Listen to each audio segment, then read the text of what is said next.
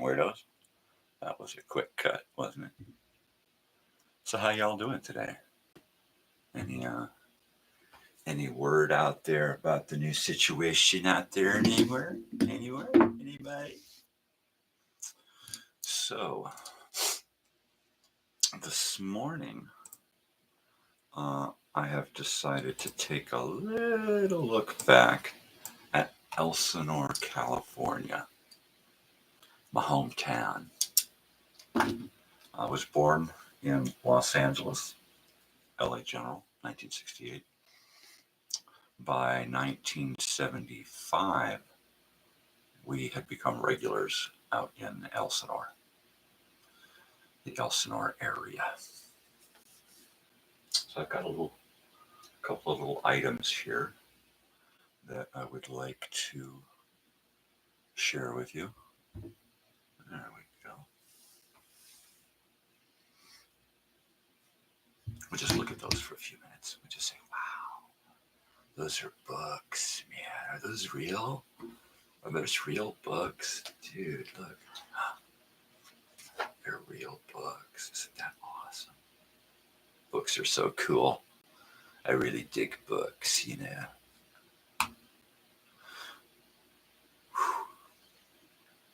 Okay, well, I'm going to sit here and drink coffee for a few minutes because the last few days have just been really horrendous on the brain.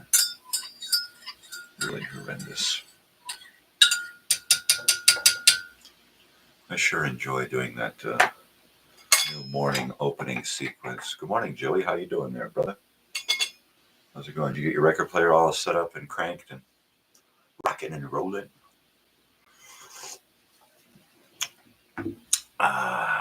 Coffee time.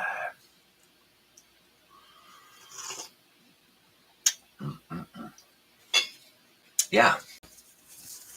Today is Friday. You know what that means? It means I get the next couple of days off. That's what I get. I get a couple of days off to do nothing. Yeah, right. I wish. No, now is when it gets busy at home over the weekend. I mean, you clean houses, vacation rentals, and what.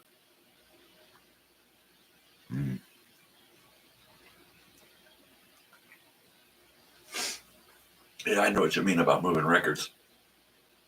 Oh,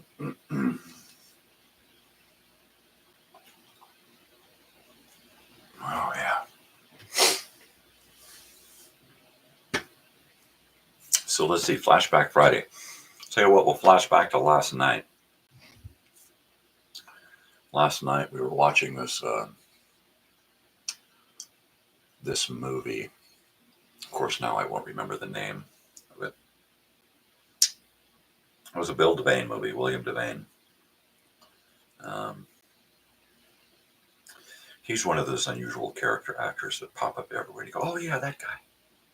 Oh yeah, right. We'll see what IMDb has to say about it. Internet Movie Database. Okay. If you need to know anything about anybody in the field, this would be the place to go. William Devane. Hey, there he is. Knots Landing.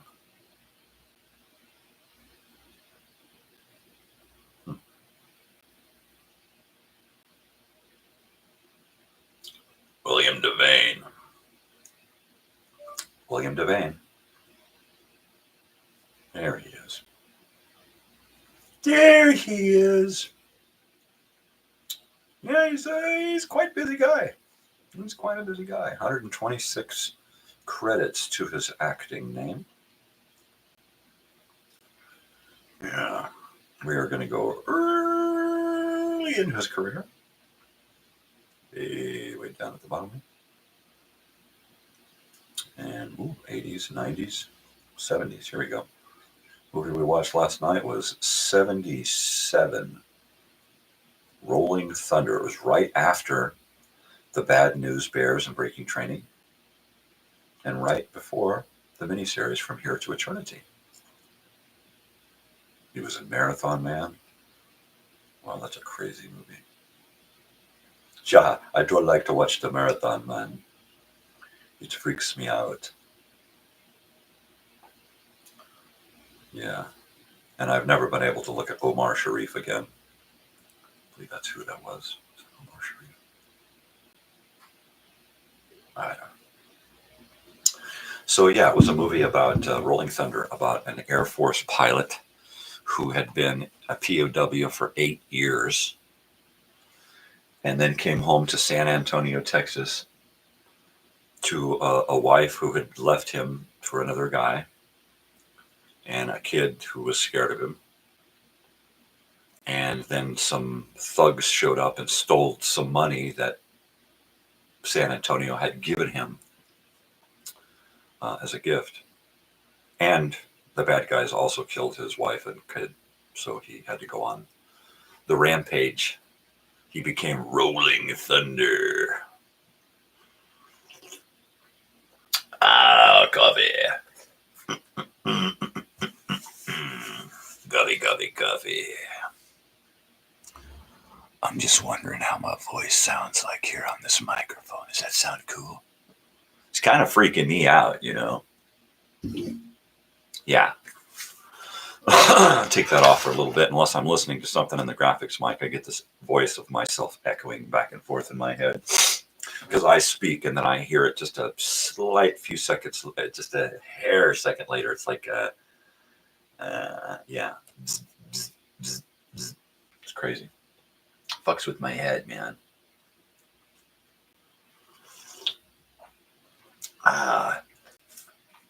So let's see. This is Friday. If I go out to open mic this Monday, it's probably going to be with my phone or just with the musical instruments. You know, I think we're getting used to having the musical instruments out there, so I don't want to just not show up.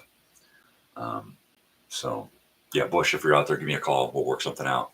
If I can't make it out there because of my work, then you could swing by and pick up the drums and an extra guitar, because an extra guitar seems to come in handy. And an amplifier too. So yeah, let's do that. If you wanna, on the nights that I can't make it because of work, we can just, hey yo, you can come by and pick stuff up.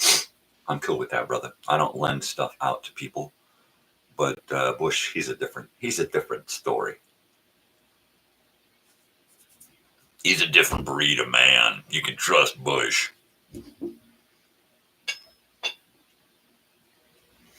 I can't get that do-wacka-do song out of my head. I love that theme song. I'm glad I picked that. I'm hoping my friend Andrew up in Northern California has a chance to at the very least, watch the beginning of the show, because I really enjoy doing that opening segment. It's fun. It makes me feel like I got a real show here. You know, Eeyore, Tom and Jerry, hello. And Eeyore, it's Cartoon Morning.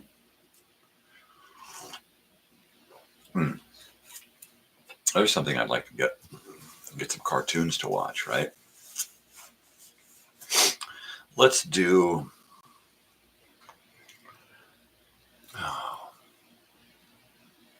Popeye did a really good Sinbad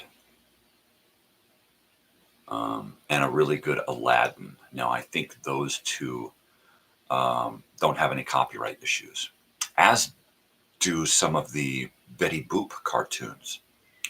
A lot of that stuff just lost its copyright.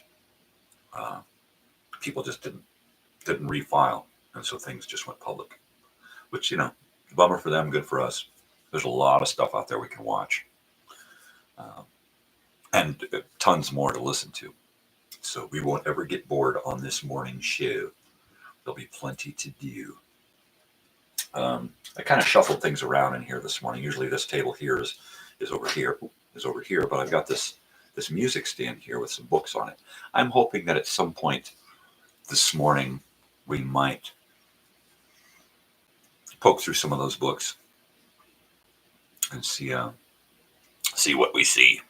But I've also got some photographs in the graphics computer over here. Photographs of old Elsinore, 100 years ago and more. Yeah. So Elsinore, California has nothing to do with the Mackenzie brothers, Doug and Bob. Has nothing to do with Elsinore Castle. Has nothing to do with Shakespeare's Elsinore. Although it was named because one of the founding fathers, one of the founding mothers, had an affinity for Shakespeare and wanted to name the town Elsinore after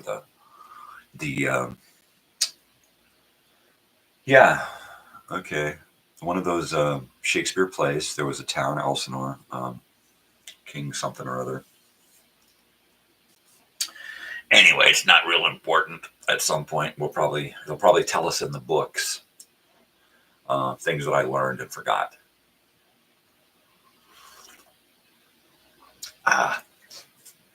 So yeah, once again, I am set up to go from this computer here, which I can do a video chat, and I can run it into my mixer here, and then run it into my YouTube computer. So I can actually have a video conversation with someone live on YouTube, and I can do it publicly or privately. Either way, I can save the recording, which is pretty cool. As my brother had been hounding me for years when I started doing these video chats. He's been hounding me. How are we going to record this stuff, man? Are you recording this yet? Can you record it? Record. So now, yeah, I can record. It's different. I gotta jump through hoops to record, but it actually feels like it'll work. Before I was just going to put a monitor behind me and put a face chat up behind me and then record it. Kind of hinky. This way I can just switch over to the graphics computer, have the video chat going on here, and have me up in a little box. So I go back and forth to me, or I can, from me to them, or I can put us both on the same screen, or whatever. And I think that's pretty cool. I think it's pretty righteous. Now I just need to get my brother to hit me up, man. To say, okay, I got some time. Let's do a chat. And then I got to figure out how to share stuff with him, so I can be chatting with him here and say, okay, look, take a look at this photograph. What do you think about this? And then we can talk about that over here. Right? But how do I show him over here? I'm going to have to share my screen. We'll just have to see, It'll be one of those technical things that I'll have to work out. Speaking of technical things, I haven't worked on the sound issue yet. It just hasn't been important enough to really sink my teeth into yet.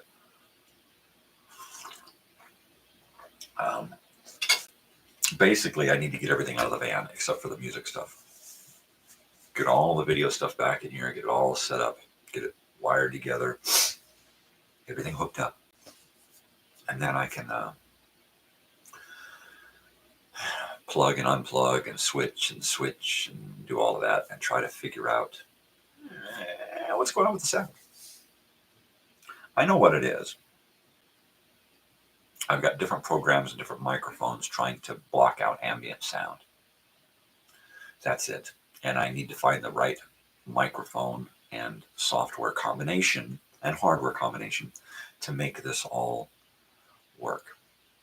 So if I get somebody on the video chat, we can try out the other microphone. I've got like 3 or 4 different types of microphones here. And then we can kind of come up with a solution for playing the guitar through a live microphone. Because that that seems to be my big issue, is having live music playing through a hot mic and it only wanting to pick up voice audio, not other audio. And it's a mind scramble.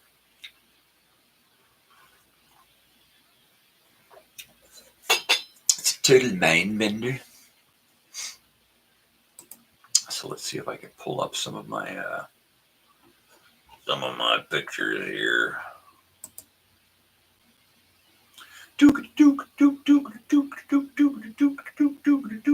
All right. There we go. External hard drive. External hard drive. Pictures. All right. Let's take a look at all this here.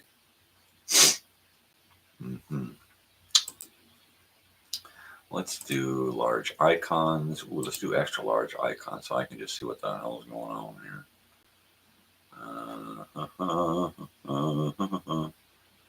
And what we want to do is we want to find some family photos.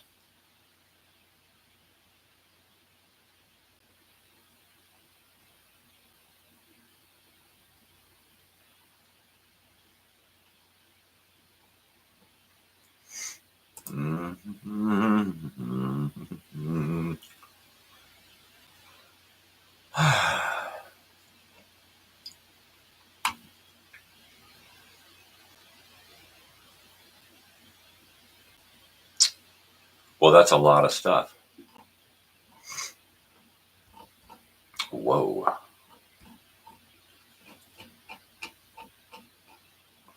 Whoa. Whoa. Okay, let's see. I've got a lot of photos here, and it's confusing. It really is. I thought I had it set up so I could just dive right in, and that's not the case. Slideshows. No. Art. Wow. Wow. Wow.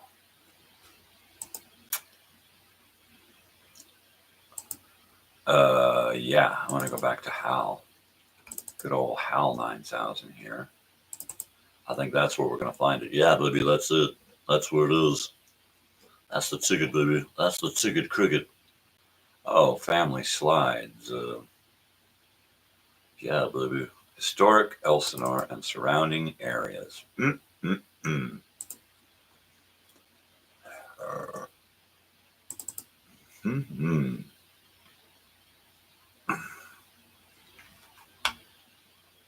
R. Totally.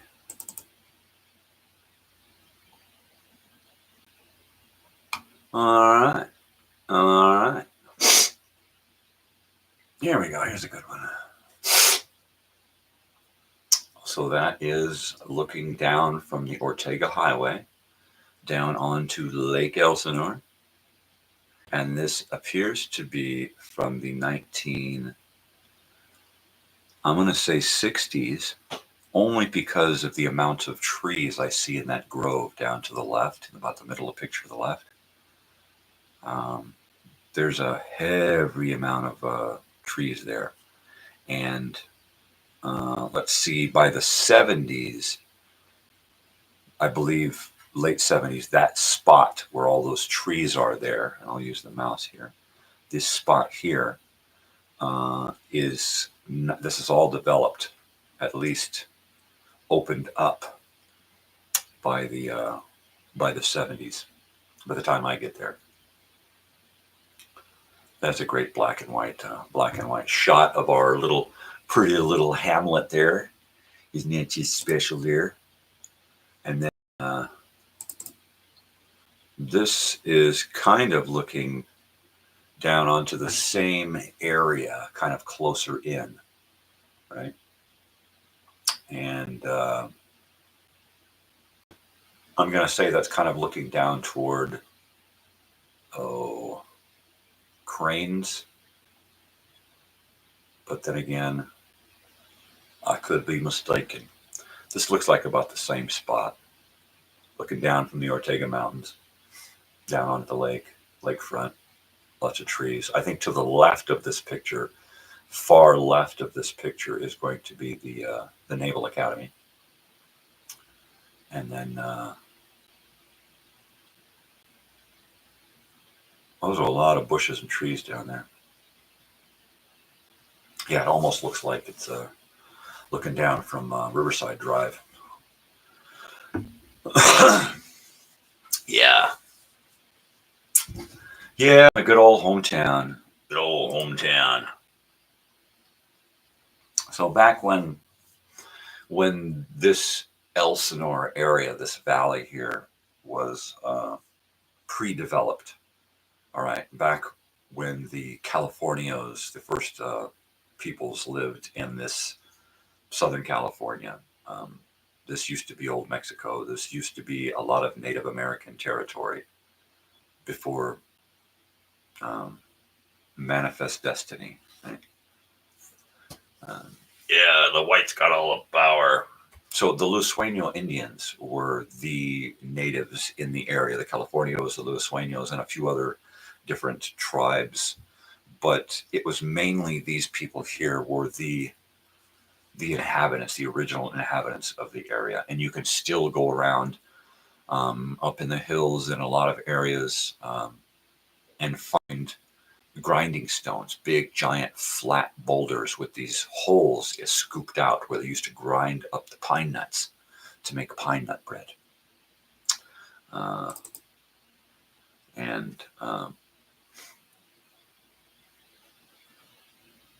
Eventually, they became homogenized with the Californios and the local population, and they were just kind of absorbed, really.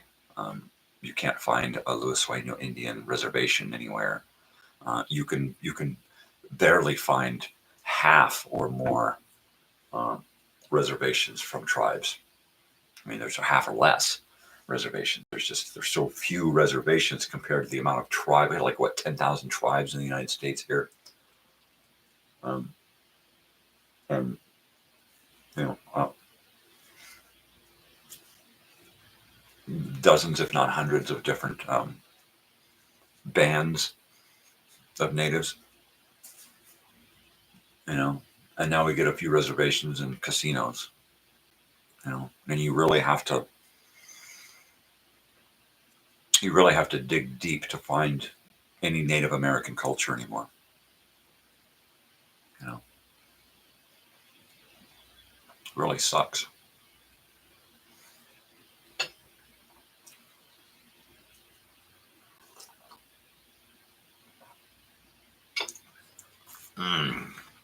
Well, let's see if we can find us some more little. Here's another one.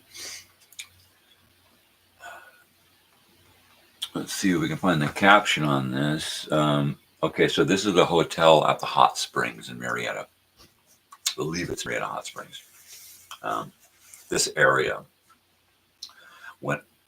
underwent so many changes, so many times, right? The Elsinore Temecula Valley. It's just this huge valley that runs from Fallbrook, and it runs, probably almost 50 miles up to Corona.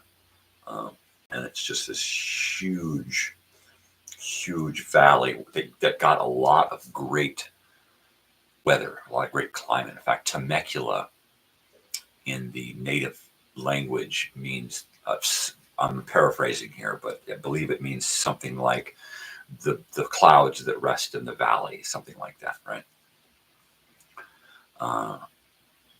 So it was always foggy. I mean, there were so many days a year where you're socked in with fog. I don't know that it happens anymore. If there's anybody that still lives there, hit me up. Talk to me about fog, baby, because I used to love driving around in the fog. I mean, it would get 2, 3 in the morning, and then all of a sudden, it would just roll in over the mountain, and it would just sock us in. The only way you could drive sometimes was to stick your head out the window and look at the lines were right outside your window because you couldn't see the corner of the front of your car. It was really that bad. Why didn't you just stop? Because we were kids. It was fun. You know, all that adventuring out in yeah.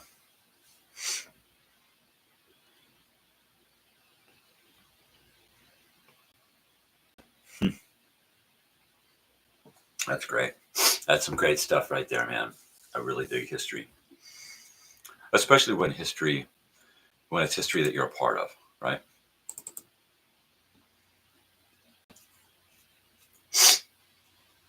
So let's see. This is the farm out at Elsinore.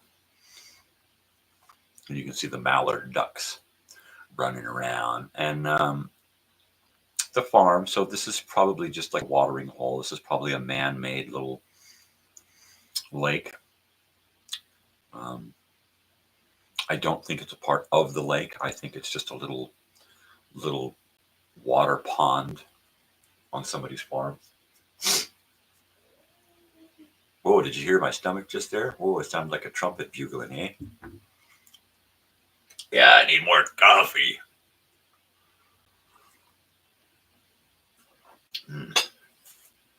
Yeah. Now, when I first went to Elsinore,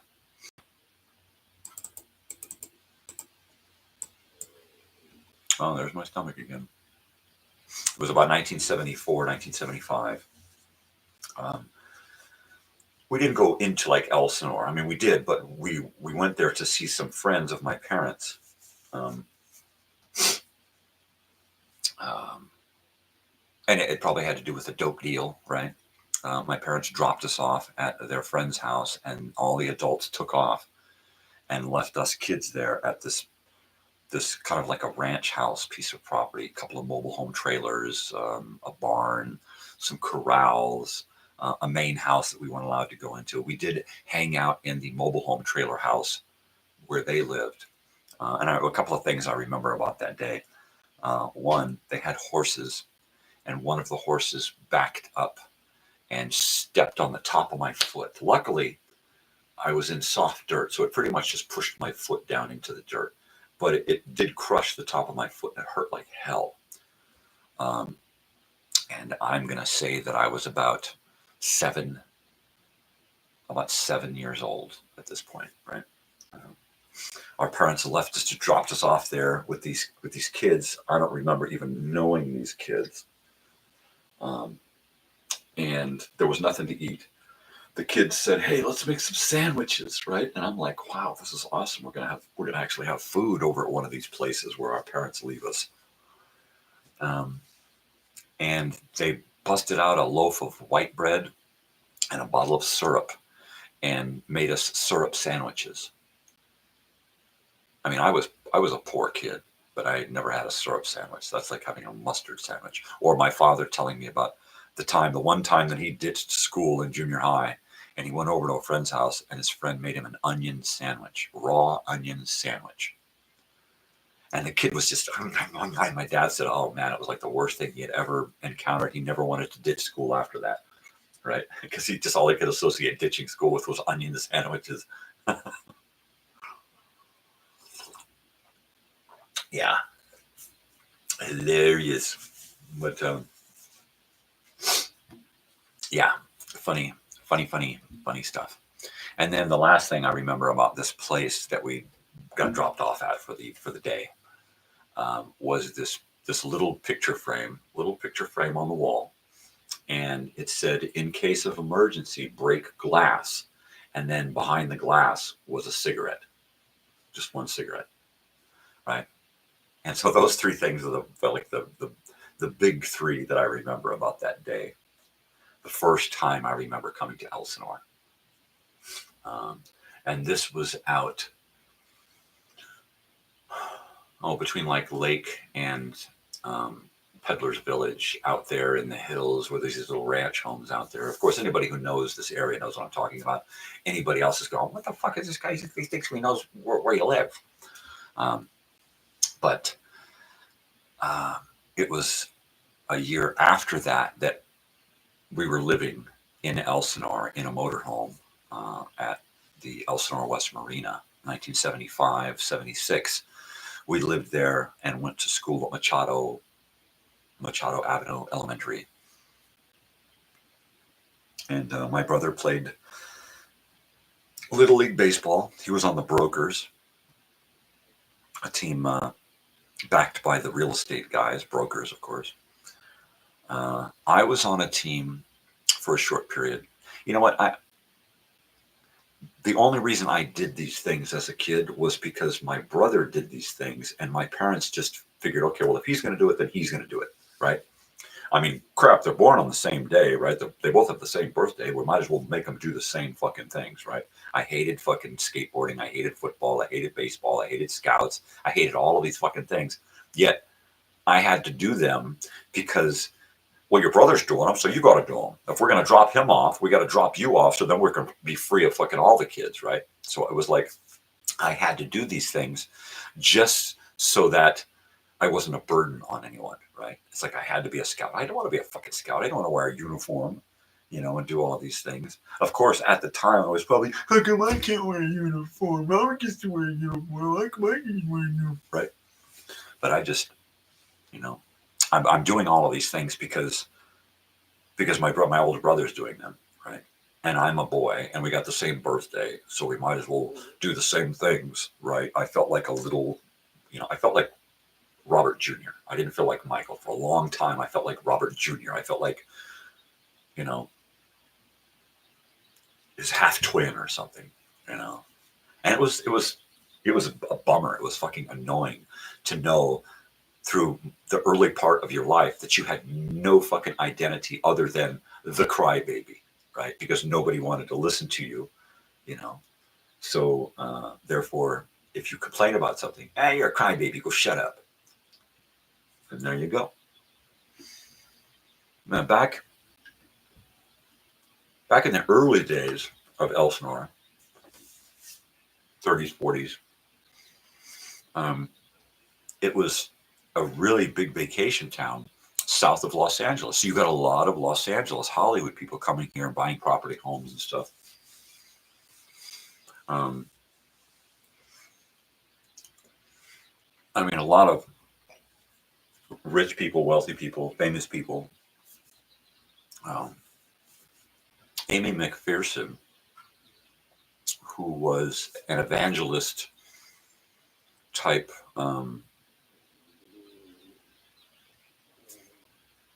religious figure back in the day, and she made all this money off of whatever evangelists do to convince people to send them money, right? I don't know what that is. I would have any comprehension of why you would want to send your hard-earned money to somebody who's going to pray for you when you could just pray for yourself, right? So I don't get evangelism. I won't try to understand it or try to explain it. But Amy McPherson was a heavy evangelist, making buku bucks off of people, and she disappeared. And then when she reappeared, she came up with this fantastical story about being kidnapped and all of this other stuff. And I'll have to get into the book at some point and read it. So there's this whole, and then she disappears for good, dies. And then this castle is left there. She built this castle in Elsinore. Just a really crazy looking place. And let's see if I can find a picture of the castle. Oh, here's a great postcard of Elsinore from the, I'm going to say 1970s or 80s, because of the amount of construction, the amount of homes in this area right here. This is a neighborhood here. In fact, right over here is where I used to go to my Cub Scouts meeting, right? And right over here is where we used to live at Elsinore West Marina. And here you can see the mobile home park next to it. Right here is the Machado property. And you can just barely make out the little bit of coloring here from the old Machado homestead. And then right here would be the Naval Academy, and then a little neighborhood here and cranes. Yeah. And then here's the water inlet right over here. There's where the water comes in from Canyon Lake. Comes out from over here and comes out and over and then down and then in. Yeah. That's a great colored postcard there of the lake. Great stuff. Totally great stuff. Let's see if we can find a picture of Amy McPherson's castle. Hey, there it is.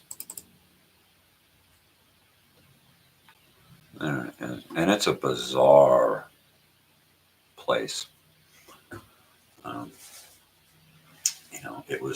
She had all these fantastical ideas about creating this place having to do with her religion and spirituality and all this weird, kooky, crazy stuff. And she came up with this. The castle still sits there. It's owned by a private party now. There's no tours.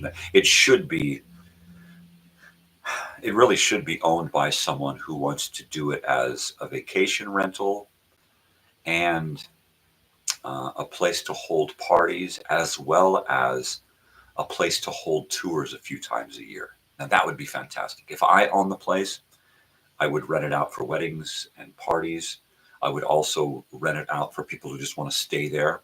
And I would do tours. I'm sorry, we can't book it this week because this is the week we do our tours.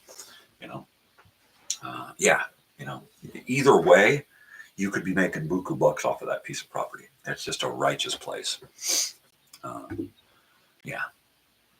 Just a totally righteous place. Now, back in the older days, they built this pier, right? They built this pier. Actually, it was a country club.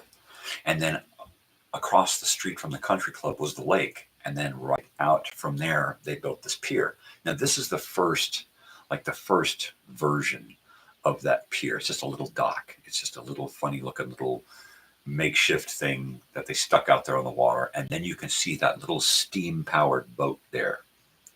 That little steam powered boat. That's one of the early weird boats that they put out on the water. But they put a lot of weird boats out on the water. Okay. So this is a view of the country club. And you can see that, let's see, there's,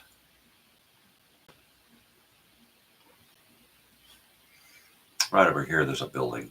I don't know that building is still there anymore. This building is gone. The country club is gone. It burned up 10 years ago or so. It had stayed there empty and abandoned for 50 or 60 years. In fact, I had a chance to go in there a few times. Because just down the road here, over here is just down on the other side of these hills is the junior high. And right over here is the main street. In fact, this looks like it's the main road here before it was paved. And it just goes right along the lake. And then right into Old Town out this way. But this really does look like it's pre-road here. This is all dirt. The country club was a great old building. One of those buildings that should have been taken care of and saved for, historical purposes, because it really, really was an important part of our history. All right. In fact, here's another, not a great picture, but here's another shot of the country club.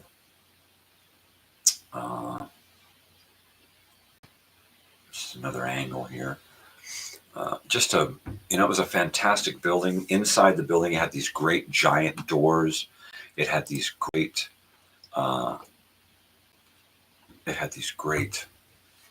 windows. All the windows were still intact. The metal and the wood, the it was just the chandeliers, the big giant wooden chandelier things with the candles.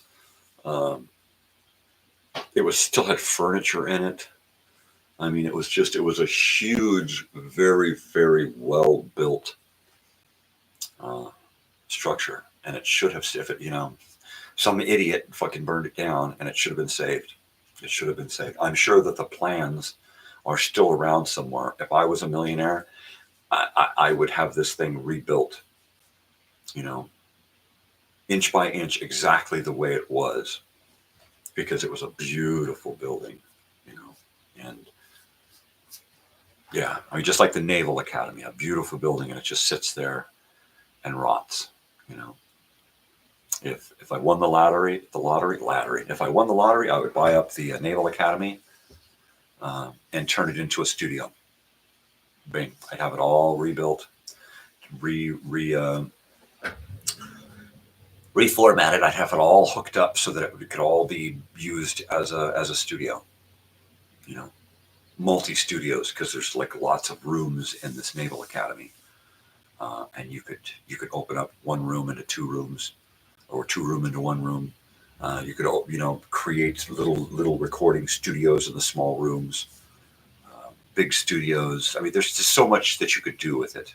Not to mention that the piece of property that it sits on would be a great place to set up some studio buildings and just do audio video work there.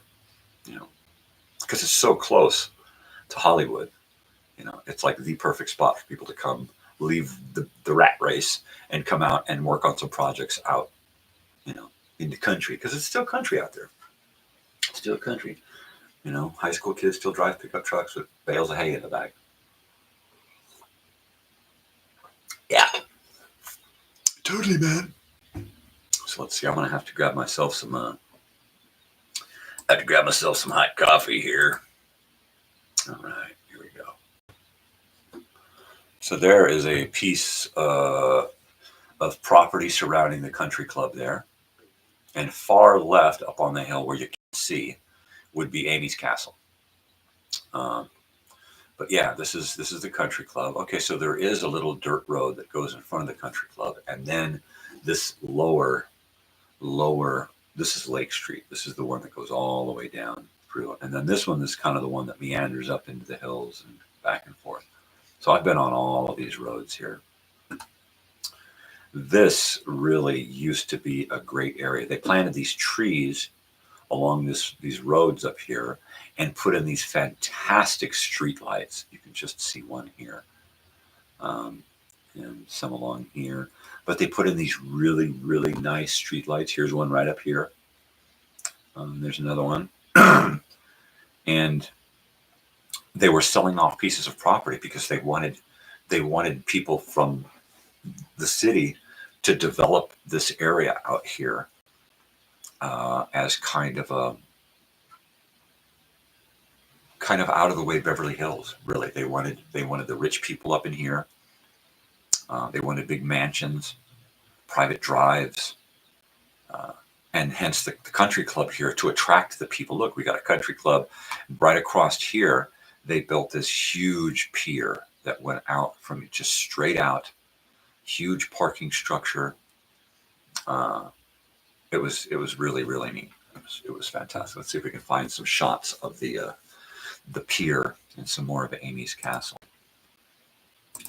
So we had train stations out here. We had a lot of different stuff going on out here.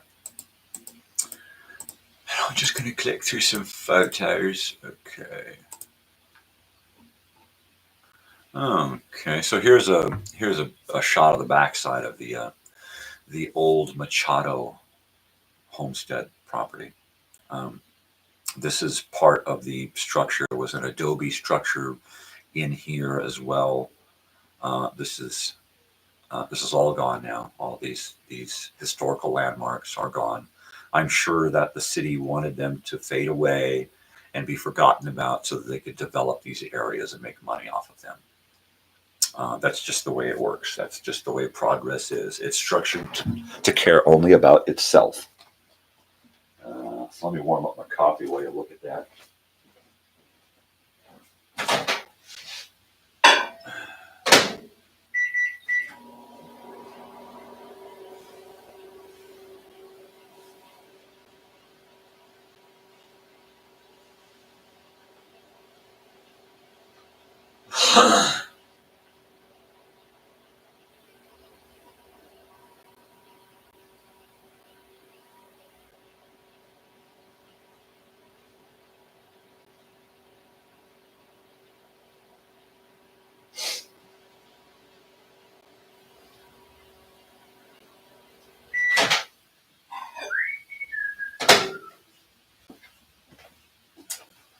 All right. Yeah, people.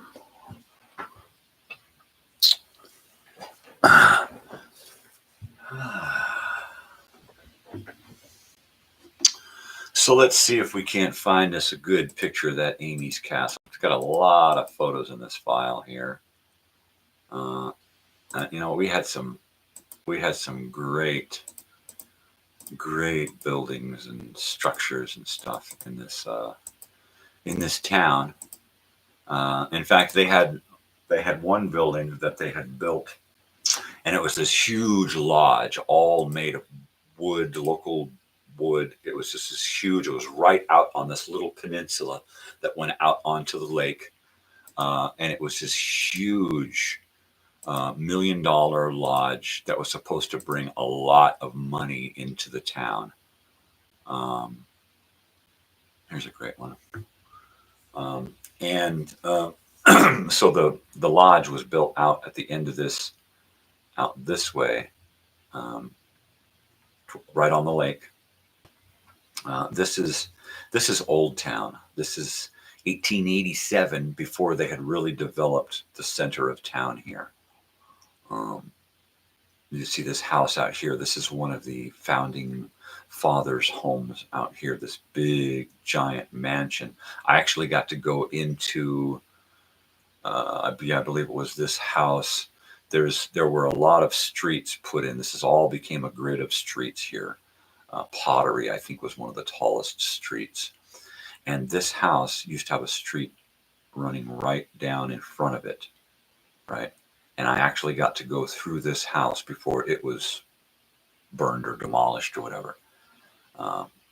Same thing, lots of big old wooden handmade stuff.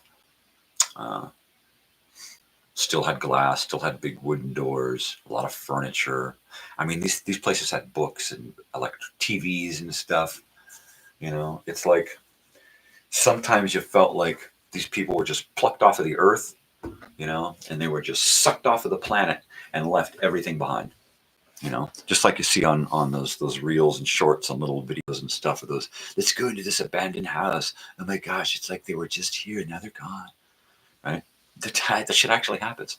There used to be so many houses like that in Elsinore, where you could just be walking by every day and think, I never see anybody here, and then you start poking around and realize that there hasn't been anyone there in decades. And it's like you look into the window and it's just everything is covered in dust and cobwebs, but everything is like completely untouched. As a young punk juvenile, I went into a few abandoned houses like that, and would just be in awe of the amount of age that was in these places.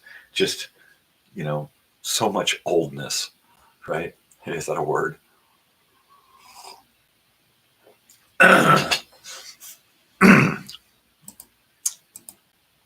Oh yeah. Let's see. Bada bing. Okay, so here we go. Here is a shot of the backside of the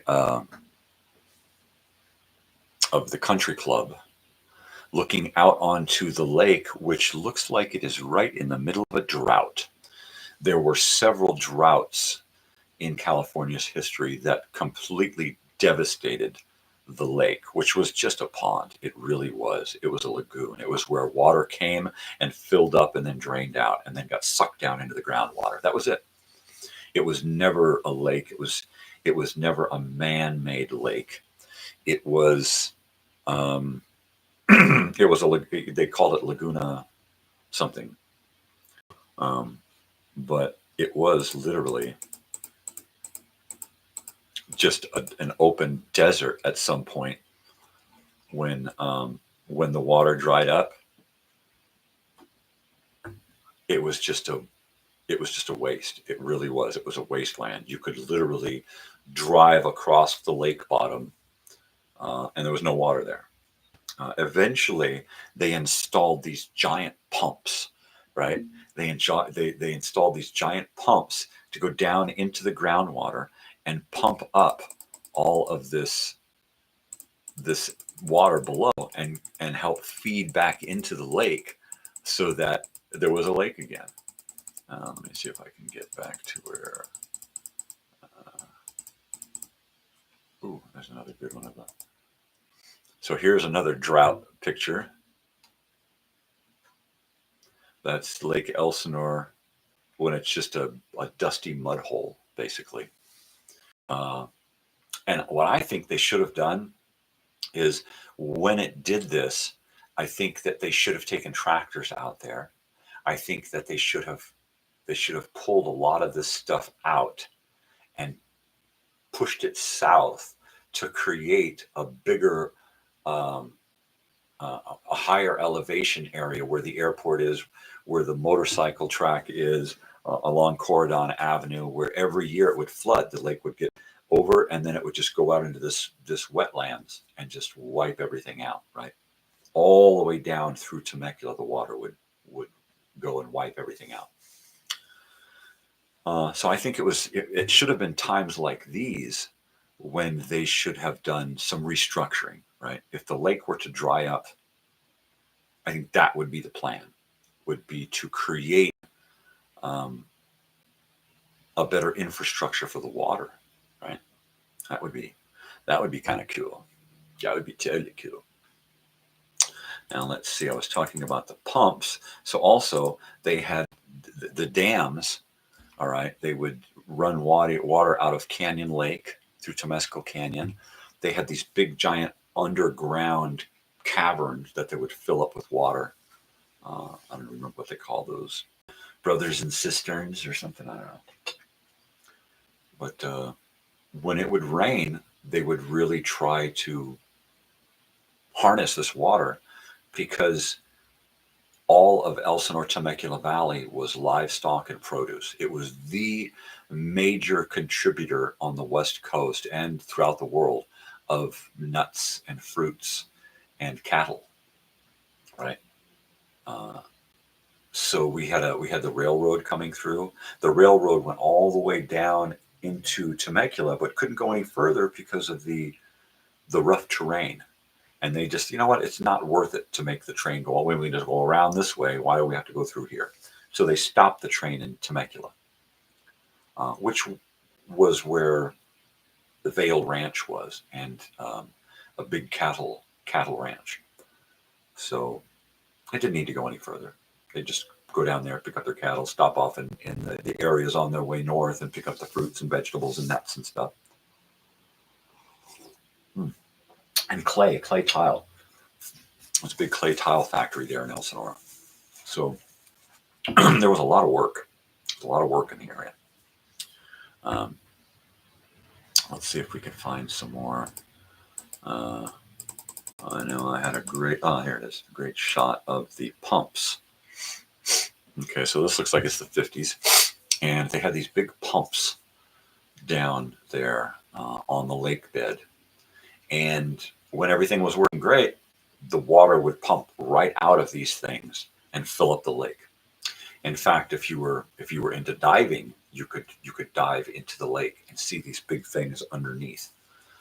When you were out on the boat on the lake, you could actually see the water bubbling up out of these things in the middle of the lake. It was kind of creepy, really. I mean, I was always creeped out by the lake, but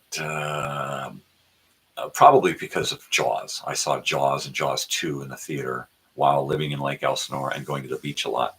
So I wasn't a fan of the water. When we'd go to Lake Havasu, if the fish came around and nibbled at my feet, man, I would wig out. I didn't like the whole idea of a whole world below you that you could not see and you did not know what was there. It still freaks me out. The idea of being out on the ocean and having a whole world below you, right? And at any second, you could be sucked down into that world, by it or one of its inhabitants. So if I'm ever going to go out on the ocean, it's going to be on the biggest fucking ship I could possibly find, right? And then I'll probably be wearing a life jacket the whole time. It's a cruise ship. What are you wearing a life vest for? Because I'm crazy. Because I'm a fucking nut. Yeah, so we got these big pump thingies that would pump water out into the lake, right? And kids used to go play in them all the time. You could drive right out onto the lake bottom and look at these things. Yeah, the lake was just a weird place to grow up. And it was only like 21 miles, I think, to drive around the lake. So it wasn't a huge town, it wasn't a huge lake. But it had a lot of history and a lot of weird shit going on. Yeah, so we had the Chimes. The Chimes was a bathhouse. One of the big things about Elsinore and that valley was the geothermic energy, the geothermic hot water. There were hot springs everywhere. To this day, there are still hot springs. The Chimes here was one of the original places, the original bathhouses that took advantage of the hot springs. It was built, the back half of it, this building is built over a hot spring. You would go in there and you would take hot mud baths. A lot of sulfur, a lot of stinky mud, but it was right out of the ground. And eventually that fissure closed up and it didn't work anymore. There are hot tubs up in the Ortega Mountains to the west of Elsinore. There are hot tubs down at Murietta Hot Springs. There are hot tubs and geothermic vents and whatnot. A lot of this stuff is closed up. A lot of this stuff is inactive. Thank goodness, because we don't want to, have volcanoes and shit shooting up out of Ortega Mountains. That would suck. This building here, the Chimes. Let me see if I can find another good photo of the Chimes here. Here's another one. This is the Chimes with trees in front of it, and you can see the bathhouses out back, and actually the sign, hot mud and mineral water, swimming pool. Yeah, all of this stuff was back in the day. See if I can find me another good Chimes photograph. All right, here we go. So here's one when we had a lot of activity, and that Paradise Pier across from so the pier is coming out from the country club there. And at this point, we get two piers, and they appear to be double decking, right? And if not triple decking these piers. So you can walk out on a lower one and get onto a boat, a steamboat, a paddle wheel boat. That's not Lake Elsinore. Are you kidding me? Look right here, Lake Elsinore. Lake Elsinore right there on this little thing here. This is looking out toward Riverside Drive here. All kinds of nut groves and fruit groves out here at this point. Big recreational hall buildings. I mean, it was a really big, heavy duty place back in the day. If you were in Los Angeles and you wanted to go away for the weekend, you would drive a couple of hours south to Elsinore, because back then you were only driving 30, 40 miles an hour on these little windy roads. So it took you a while to get out of town. But when you got there, you found this friggin' lake, and all of this fun stuff to do: boating, boat races. Lockheed Martin used to make airplanes, water planes, water landing planes, and then they would come and test land out on the lake. You could do parachuting, hang gliding. Back then, in those days, you could do any number of weird water sports that they had. Look at that power line, right? My goodness. Back when they didn't really know what to do with electricity, so they just ran a line for everything, right? Crazy. Let's see if we can get some more crazy stuff here to look at. So let's see. Okay. All right. That's a great one of some cars. And look at those street lights, right? They must have spent hundreds and hundreds and thousands of dollars on street lights to decorate this town and to make people think that it was going to go somewhere. And it never did.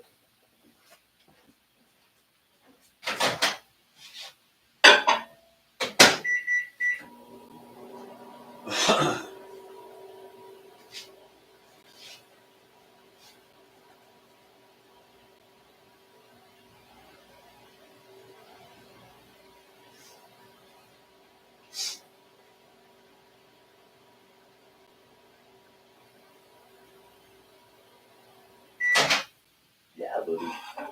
Absolutely. Absolutely, baby. All right, we'll do a little t-shirt cam here. Tom and Jerry, baby.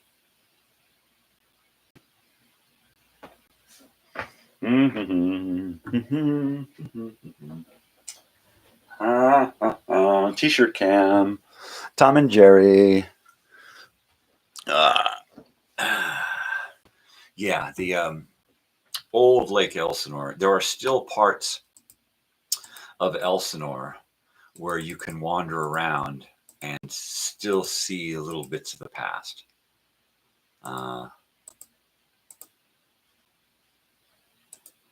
You gotta kind of creep into the outskirts of the area. All right, so here we go. Here's one of those little lone buildings that's not there anymore. All right, it's built out on the same place where they had this big giant hotel constructed out of wood, right? And it was ginormous, right? Let me see if I can find us a picture of it. And see, the thing is that it was built, and it was supposed to bring in a lot of money. I mean, a lot of money, megabucks. And they spent enough money on the damn thing. I mean, I think it was like $1 million building. And it was just beautiful. It was all wood constructed. Let me see if I can. We'll find us a good picture of it.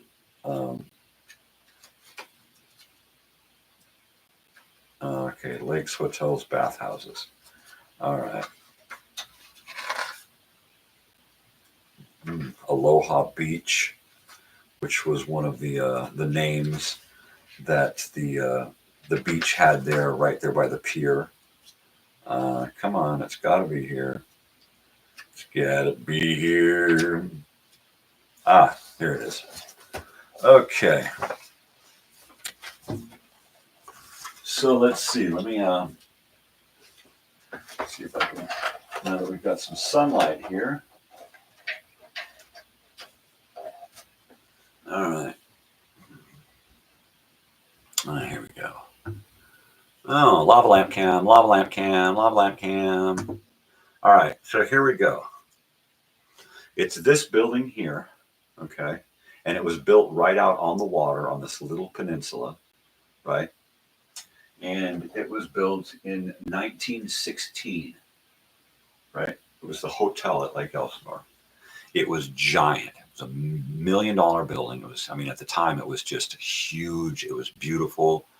And at the end of construction, before it was put into use, it burned to the ground, completely gone, obliterated by fire.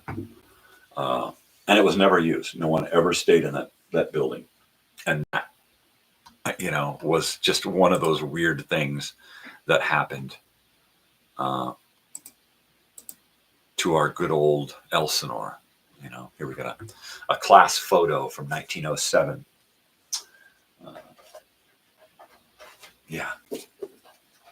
So I'm not going to go too far into our history today. I just want to kind of give a little peek, just a little taste, see what it tastes like.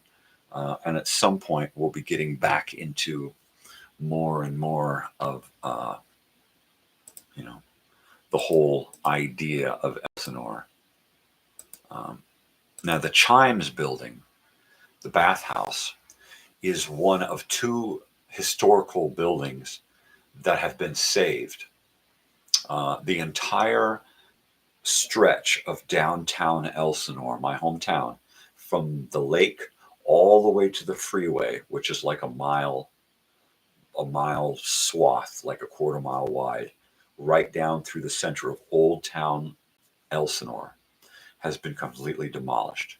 They've only saved two buildings historically, and everything else was squashed, destroyed, so that they could reconstruct and make a downtown area much like downtown Disney. There's going to be a pier, there's going to be a Ferris wheel, there's going to be restaurants and shops and foo-foo this and Gucci that, mainly to bring in that tourist dollar, right? So there you go. It's unfortunate that they've decided to relieve us of so much of our history, but what are you going to do? The dollar wins. The dollar. It's always that buck that wins. Yeah. So we had a lot of train activity back then. Like I said, we had a train that came through all the way through down to Temecula,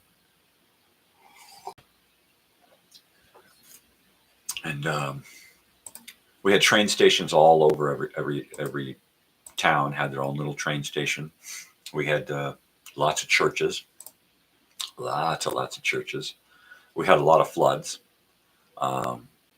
Elsinore has been lost so many times to the water.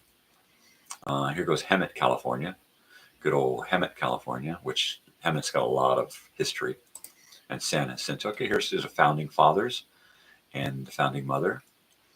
And I'm not going to really know who these people are unless I look into a book here. And if I look back to founding. All right, I got some pictures here. So the woman is Margaret Collier Graham. Collier and Graham are two streets in Elsinore, right? The gentleman on the left is William Collier, all right? And Donald Graham in the middle. And these are just founding fathers of the town. Merfield is a name that's popular. Peck is a local name. But yeah, Merfield, Graham, Collier, Heald, Franklin Heald. There's a lot of names that if you drive around Elsinore and you look at the street signs, you're pretty much looking at the names of the people who began this area. I went to Machado Avenue Elementary School. Machado was the rancher, the Mexican California rancher who owned most of the area, and had really developed the area. In fact, his homestead there on the northeast side of the lake, the Machado homestead there, that's where we had the first post office and the first stage came through. And I believe it originally, the town's name was Willard.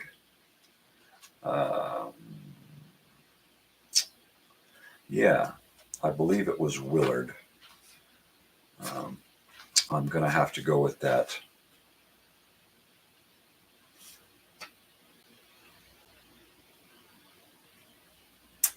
Yep.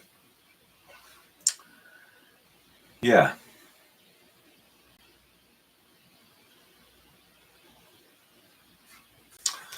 A lot of history in our town, and Fridays we'll kind of get into more and more and more of our history, um, and um, but even more so, I want to get into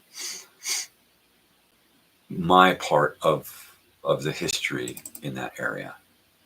Um, in fact, I said that a lot of the uh-huh, a lot of my early history is in Elsinore.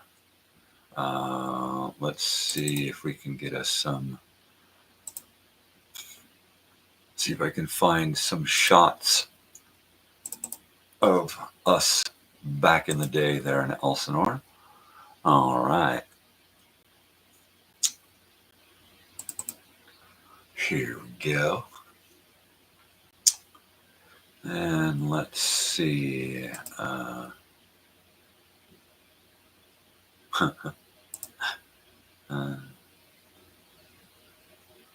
okay, so 1975, we lived in a motorhome in Lake Elsinore. And here's a shot of my sister wearing her Mickey Mouse shirt and my brother. And then here's just a little piece of me here holding on to that Dixie cup. This looks my mother's purse here. And our filthy old motorhome. This was the Sightseer too. This was a motorhome that we had gotten from a family friend, i.e. Drug Connection. And mainly, it looks like that's an 8-track player there. Little 8-track slot here. Looks like that might be an 8-track tape here in the background. One of them old school flashlights, right? It looks like we've got some kind of sheet or padding here. I remember this old igloo. It used to smell like rancid Kool-Aid. Yeah, all right. Let me switch over to here and see if I can find us another. Wow. All right, I'm going to show this one because it's just so totally a kid picture here. Here's my sister, grubbier than hell. We spent a lot of time looking grubby. Boy, she was whooped. She was whooped. We went to Disneyland a lot, of course, because back then it was cheap. You could just show up at Disneyland and walk around. And if you wanted to ride anything, you just had to buy a book of tickets, right? So you could just walk in. I don't remember who that kid is. All right. So this is us hanging out in the motorhome in the back. You can tell by all the cool, fancy fabrics that it's the 70s, right? And there's Robert in the foreground. And then that's me next to him. And then I'm not sure. I want to say that's my sister there. But it could be a neighbor kid. Yeah, totally. Oh yeah. Oh, that's a great shot of the 70s here. Well, I'll tell you what, I'm going to show this picture because it's so totally the 70s and so totally my mom. I'm going to go to this one first and show this picture of my mother first because this one is so totally her. Right? Check out that big metal tin. Right? And then if you look right down here, you see this. This here, I believe, is a Fisher-Price camera, I'm going to say. It looks like there's the flash thing. Here's a little switch. Here's a little viewfinder there. Look at the Donald Duck Indian sheets and the Roadrunner sheet hanging on the wall here. I love these old flower pattern stuff here. So my mother is, this lady here is my mother. This green that she's covered up in is my father's Vietnam rain poncho.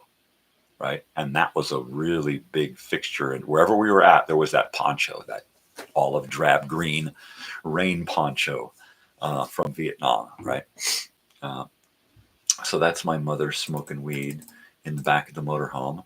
And here's another great one of my mother.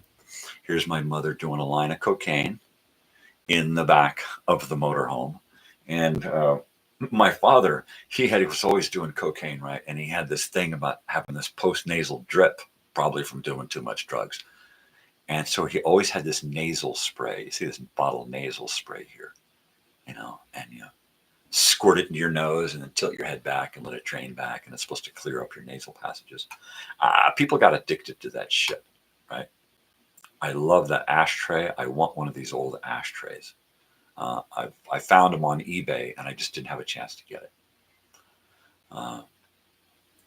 Yeah, I remember that mirror. I can't remember what was on the picture side of this mirror because it was a picture and then a mirror, but it was always used for exactly what she's using it for. Is that a great shot of my mother? Wow, that's awesome. That's how I remember her. Yeah. Doing that dope again. Mm-hmm. Okay, so here's a great shot. Yeah.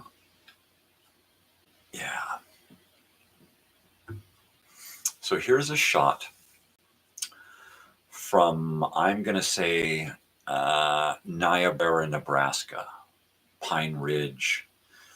This is when I went to Red Cloud Indian School for a few weeks. Throughout my life, we drove all over the Pacific Northwest, really.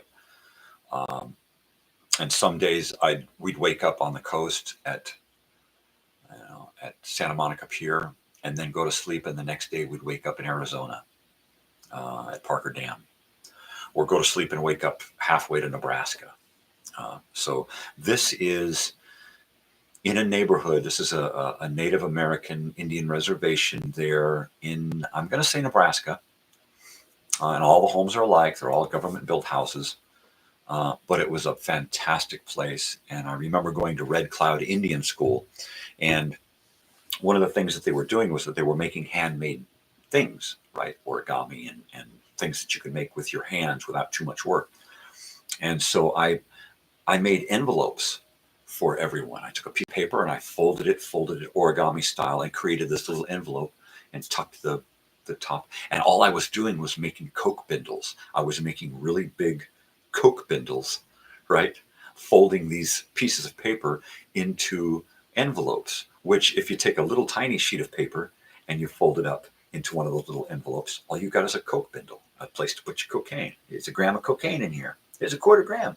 So everybody else is making these cool little projects, out of porcupines and pine cones and stuff. And I take pieces of paper and I'm making envelopes. I was just calling them envelopes. Of course, all the adults are pretty wise to the situation, but they thought it was really neat that, that I came up with this, So yeah, good old Red Cloud Indian School, right? Here's another great shot of me and that dog, that white husky dog. I don't remember what that white husky's dog's name was. There's my mother in the motorhome, looking cool in that black jacket there, with a doobie in her hand. Yeah, she was a looker. She was a strange one, but look at all of this fabric. She always had this fabric hanging and billowing and poofing and stuff. It's like, let's cover up the fact that we're in a motorhome, right? And there I am again. The sightseer too, the motorhome. And that's Gypsy. She is the police German Shepherd that we adopted back in the late 60s after she got hit by a car and got a broken leg. And my mother rescued her and brought her home because nobody else could get close to her. And then she just became ours.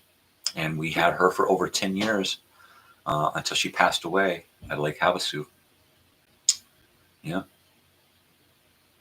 We did a lot of these driving around parking the motorhome in rest areas and trailer parks and little roadside attractions and stuff. We went everywhere in these motorhomes. And we didn't even own this motorhome. This was a loaner. This was a loaner from the guy who used to pay us to go to Mexico and bring marijuana and drugs back, right? And so it was like, all right, you keep the motorhome. We had it for so long, though, he had to send collectors to get it, right? Because it was like, we were just gone, man. We were just in this motorhome. I don't think we even had it registered at some point. That's a good lineup shot there. The turtle on my shirt. I never had clothes that fit. I was always wearing hand-me-down stuff or thrift store clothes. Look, she looks like she's in a police lineup. Hands by your side. This thing here, this is the furnace. This is where the hot water heater was, and the heater, the furnace, right? I remember that every time that we were in a windstorm, this would blow out, and we would have to, my father would be out there with, holding a jacket or something over this thing, trying to get this thing lit. And it would light up, and then the wind would blow and it'd be out again. Yeah, well, it wasn't made to drive around in freaking South Dakota and shit. So there you go. There you go. We're, yeah, let's see. Let's go back here because I don't think we looked at this one. So here's the lineup, right? Here's the lineup of us kids, my brother, and then me, and then my sister, and then Gypsy. She was our babysitter. She was our keeper, caretaker, guardian. She was pretty cool. Yeah, good old Gypsy. Good old Gypsy.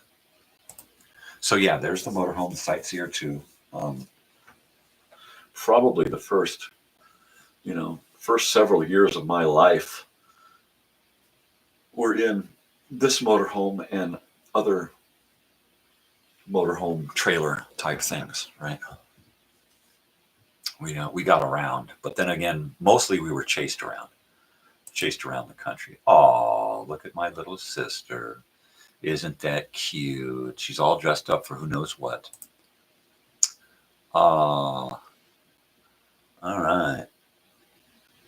Look at that sticker, KPCS, Total Radio. I wonder what that. Wow, what I wouldn't give to fucking get one of those stickers, right? Wow, that's heavy. This looks like, I want to say it's a different motorhome. No, it's the same motorhome. All right, some snowy dirt. Yeah, Robert must have taken that picture. There's a part of a thumb here. Anytime Robert was taking pictures, there'd be a thumb. Smoking that doobie. All right, Mom. I hear you.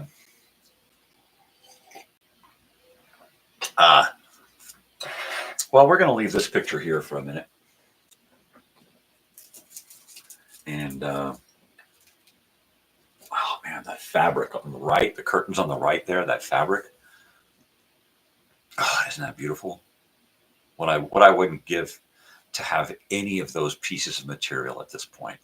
That blue and white sheet combination, that yellow, gold, and white and blue, black stuff hanging there, that is beautiful. I could probably easily come up with one of those Vietnam ponchos, right? That's probably something that I could find easily at an online surplus. But the other materials, I have looked and looked and looked online on various places for 1970s, 60s fabrics and stuff. And unless you know exactly what you're looking for, you really can't find this stuff. I mean, you got to have I'm going to have to take pictures of the pattern and search it that way, right? Because, I mean, wow, to come up with that kind of shit. But yeah, I mean, hey, there I am. Look at that guy. Look at that guy. Look at that guy pretending to be happy. Isn't that great? Yeah, when I was young, I just assumed that you were supposed to smile when people looked at you because, otherwise they just call you a crybaby. So I got to a point in my life where I would just pretend to be okay with things. I would pretend to be happy. I would pretend to like things just because I didn't want to be ridiculed for having my own feelings about things, right? So, I mean, I would just go along to get along most of my life, all through my teen years. I would do stuff and be a part of groups and do things just because I wanted acceptance, not because I wanted to do those things, you know, but because I just wanted to, you know, wow, look at that outfit. Doesn't that just say 70s, right? Wow, 101. I didn't remember, I don't remember what that 101 means here, but I just remember it so prevalently in my memory about that 101 on the front of the motorhome. I wonder what happened to that motorhome. You know, is it still sitting somewhere, rotting away on some pieces of property? Did it find its way into the landfill or junkyard shortly after we got it? Did he take it from us and then sell it? And then, you know, what happened to it? I guess with that license number there, it would be easy to find out what became of that vehicle, right? Maybe not easy, but and there it is. There's that license. Anybody know how to search a license plate? Find out what happened to my motorhome. Hey. Here we go. Look at that face, huh? Look at that face. Wow, she was beautiful, huh?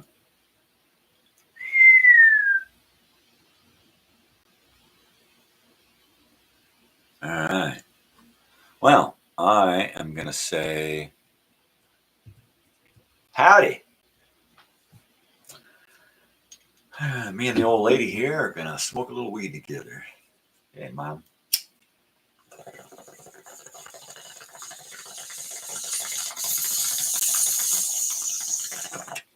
Yeah, I guess if I could talk to my mother right now and ask her one question,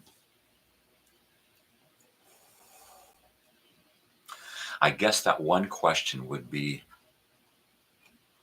who the hell am I? And where did I come from? Huh? That's pretty much what I would ask. I would ask, you know, am I who I think I am, who I've been told I am, or am I somebody completely different? Because I just don't feel like I fit in here. I feel like I'm the odd man out, right? Something different, something hinky going on. Yeah. Yeah. Let's see if we can find some more photos to check out here. June of 75. 75, what are you doing here? Okay, so June of 75, it looks like we're in Lake Havasu because we popped all over the place. Like I said, we could be here, we could be there, and then all of a sudden, we're some fucking place else, right? So here we are in Arizona, just northeast of the Parker Dam, there on the Lake Havasu. Lake Havasu. And there's Gypsy. This was her favorite place. If we got into the van and started heading east, she knew where we were going. She knew it. And as soon as we got there, she'd get out. No matter what time of the day or night we got there, she'd get out and she'd just go right into the water and just start swimming. And she'd just swim and swim and swim. Yeah, she loved that lake. Her old Gypsy dog. She was fantastic. This is when I was a skinny little boy, and I wasn't really concerned about my body, right? But at some point, I started to put on weight, mainly because I was hungry all the time, right? When we were out on the road doing stuff, being chased around the country by who and what and whatever, food was scarce, and you could see it in my side here. You could see the fact that I had ribs showing and a distended belly. And that's just because, Robert was really healthy looking, mainly because he was really active. And if there was any food around, he was on it, right? He was like, if I were lucky, I would grab something out of the peripheral area while he was feeding. As I always felt like it was like if I didn't get in there and get something to eat, I was boned. And the leftovers, forget about it. Forget about it. I don't know how many times I would, as a kid, if we were living in a place with a refrigerator, I'd go to a refrigerator and there would be nothing. Or I would go to sleep thinking, all right, well, there's some leftovers. And then there'd be nothing. There'd just be nothing. So, yeah, I don't know what you were smiling about.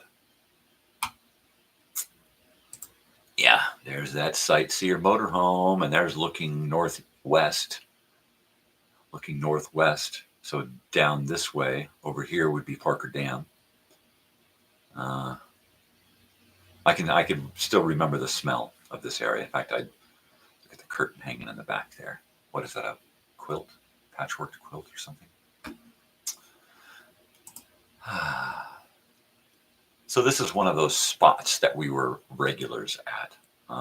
Just further down this way was the dam, and this was just a little cove that we used to drive down and park the van right along here and go right under the water. I'm surprised my mother's wearing a bathing suit. She was quite often without clothes. Both my parents were embarrassingly immodest about their bodies, right? So yeah, a lot of times like, geez, they're freaking naked again. Geez, put some clothes on. I mean, parents running around the house naked used to drive me fucking crazy, and mainly because I grew up around a lot of pornography and stuff. So, I mean, I was burned out and conflicted and had, different ideas of what bodies and sex and shit was about. So then knowing a lot about sex and sexuality as a little kid, right, and nudity involved with that, and then you see your parents running around naked, it was just a fucking mind scramble the whole time I was growing up. So, yeah, I started to become really self-conscious about my body and about nudity and stuff. Yeah. There's a little skinny boy. That water got quite rough. It did. It would get quite splashy. And there's the old lady trying to get her flip-flops on. Look at that 60s bikini top. I wonder how long she had that. Was that something that she had gotten recently, or was that a bikini top that she had since she was a girl?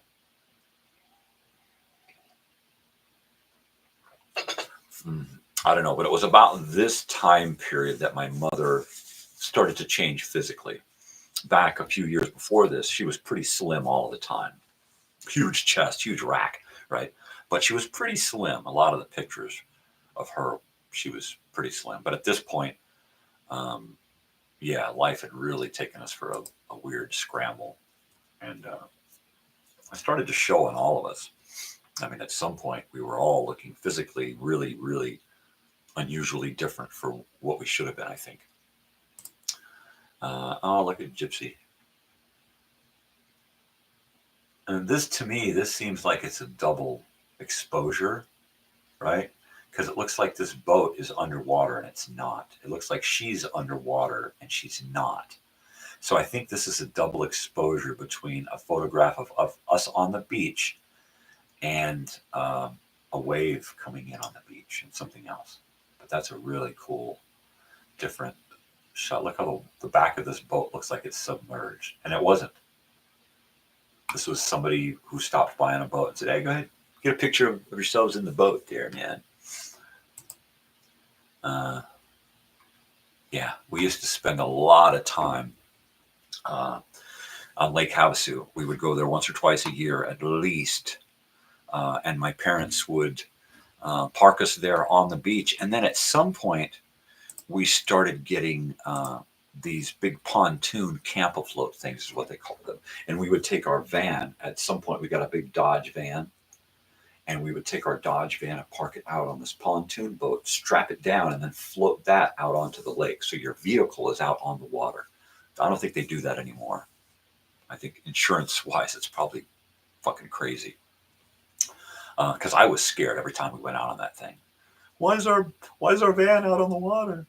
I don't like this. So let's see. Yeah, that's the last one we just watched. So March of 75. We got a few photos here. Okay. So like I said, we could go from one place to another over a couple of hours. We're here, and then all of a sudden we're out over here. So my mother used to love to go to Santa Monica Pier and just fish right off the pier, right? And a lot of the times she would just show up with nothing except for like a spool of fishing line and a hook and some whatever, right? And she would just take an ice pick and stick it down through the center of this spool of fishing line to the pier, to the wood, and she would just stick her line here and then just pull stuff in. I love that corduroy jacket that she's got. I remember that. I remember wearing that at some point, although it was too big. And a lot of times she would just show up, and these guys would just say, "Hey, ma'am, how you doing, baby? You want a rod and a reel? Here, let me hook you up." And they would just set her up with stuff, and then she'd be out there fishing, and she'd go out there and she'd catch a bunch of fish, usually bluegill. She'd catch a lot of bluegill, and we'd eat fish for dinner. Go out and right on the beach, you could just set a fire and cook your fish right there. Yeah, freedom was a lot easier to come by back then. You were able to do a whole lot more back then compared to now. So yeah, we would go to sleep someplace and wake up on the fucking pier, and we'd be out there with my mother fishing. Like this looks like before somebody gives her a rod and a reel, right? And she just got a bucket. That's it. And she's probably got some kind of line here that she's throwing out. And it was fun. I remember sitting out here drinking hot chocolate, and the smell of the salt air and the fishiness, the whole thing always stank of stinky fish because people are always bringing stuff up and just throwing it right down in the wood. So you get this old stinky pier. And I think this one actually burned down and then was destroyed by a storm. We had a few piers in these big giant wooden structures in Southern California that were destroyed from fire and or the weather, the elements. Elephants, you guys had elephants? But yeah, I remember as a kid going to these a lot here in Santa Monica, down in Oceanside, any place where there was a pier to fish off of. We'd have the motorhome parked there, and my mother would be out there fishing. I don't know what it was. I really don't know what it was about my mother and fishing. Robert, what's up with that? You're older. Do you know why she was into fishing? With your plaid pants on there, your plaid flannel pants. And there it is. Santa Monica Pier. Look at that. And these old sewer pipes that used to come out here and carry sewage out offshore, right? Sheesh. They don't do that anymore. At least I would think so. I would think not, yeah. Now, see, this kind of looks like the end of Oceanside Pier, and it might very well be. I mean, we went back and forth. Now, this looks like Santa Monica. The ends of the piers that met the land were usually these concrete bridge things, and then they would go out to wood. And there's the sightseer too. There's our motorhome, our home, our Casa de Mobile. And there she is again. What is this? What kind of hat is that? Is that Rams? St. Louis Rams? Is that who they were back then? Who were the Rams originally? I don't recall. I like when this happens to the old pictures and slides. These were actually slides. I scanned these slides myself. Hundreds of slides individually scanned into the computer to create these slideshows. Yeah. Yeah, my mother. The fisherwoman. Fishwives. Yeah, we just, anytime, where are we today? That's the way it was growing up. I never knew where the fuck I was going to be. I never knew what school I was going to be in. And that was pretty fucked up. Not knowing.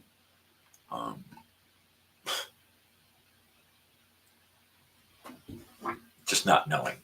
Not knowing whether you were going to eat good, not knowing whether you were going to have clothes or clean clothes, not knowing where the fuck you were going to be. And it wasn't my parents' fault entirely. I mean, after Vietnam and then Wounded Knee, and being chased around the country by the government after Wounded Knee, because of my father's slight involvement, right? For like 10 or 12 years, our lives were just screwed. I mean, we were just, all of a sudden, we just have to pick up and leave because my parents got a phone call at one of their jobs, or we got a phone call at school or something, checking up on us. And then we just have to pick up and leave, and it was mainly out of fear, fear of prosecution for just being involved peripherally in the whole Wounded Knee situation, and it was just that my father worked for a radio station in Pasadena and had the opportunity to drive back east during the whole Wounded Knee 2 situation and got a guide that snuck him in to Wounded Knee, and he spent 24 hours there interviewing and taking photographs and stuff, and then got out, and by the time we got home, we were screwed. So yeah, that pretty much meant that we were not able to settle down anywhere for any amount of time. I think the longest time we settled down was like for almost 3 years in Temecula in one house. And then after that, we just kept moving around. Most of the 80s was bouncing around.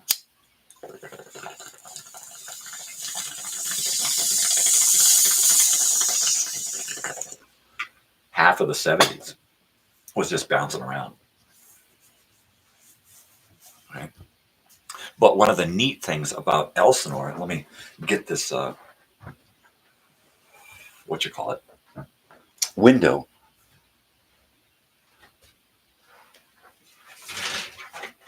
Hey, isn't that better? That's mo better. Pardon me. So, one of the interesting things about Elsinore in the 70s was that my brother got into the Scouts, right? And while I wasn't really into the Scouts, I was a Scout. I mean, mainly because of my brother's involvement. All right, my brother did something, so therefore I'm brother junior. So then I have to do that. If he got a skateboard for his birthday, we shared the same birthdays, right? So if he got a skateboard, I got a skateboard. He got a football, I got a football. If he got this, I got the same thing. That's just the way it was. If he joined the Scouts, I joined the Scouts. If he was going to play Little League, I was going to play Little League. And they never asked me if I wanted to, I mean, as a little kid, I was probably like, why can't I do that? And then I'd get there and be like, I hate this. This is not me. This sucks, And it was just because I didn't know who the hell I was, I don't know. I thought I was supposed to be a little junior him for the longest time. I would just follow my brother around thinking, oh, I got to do what he does because that's who I am, right? And it wasn't until I became a teenager and actually made my own friends and was able to decide for myself who I wanted to be, right? So let's see, here we go. So this is me here. Let's see if I can zoom into me. This is me here looking at the camera, right? And you can see in my face that I had started to put on a little bit of weight. But you could see in the other kids' long hair and stuff. I was very similar to these other kids, even though I felt completely different. You know, I was not one of these kids. I just was not. So in 1976, in the Scouts, my brother and I had the opportunity to be in the 1976 Bicentennial Parade on the 4th of July, right down through the center of Elsinore.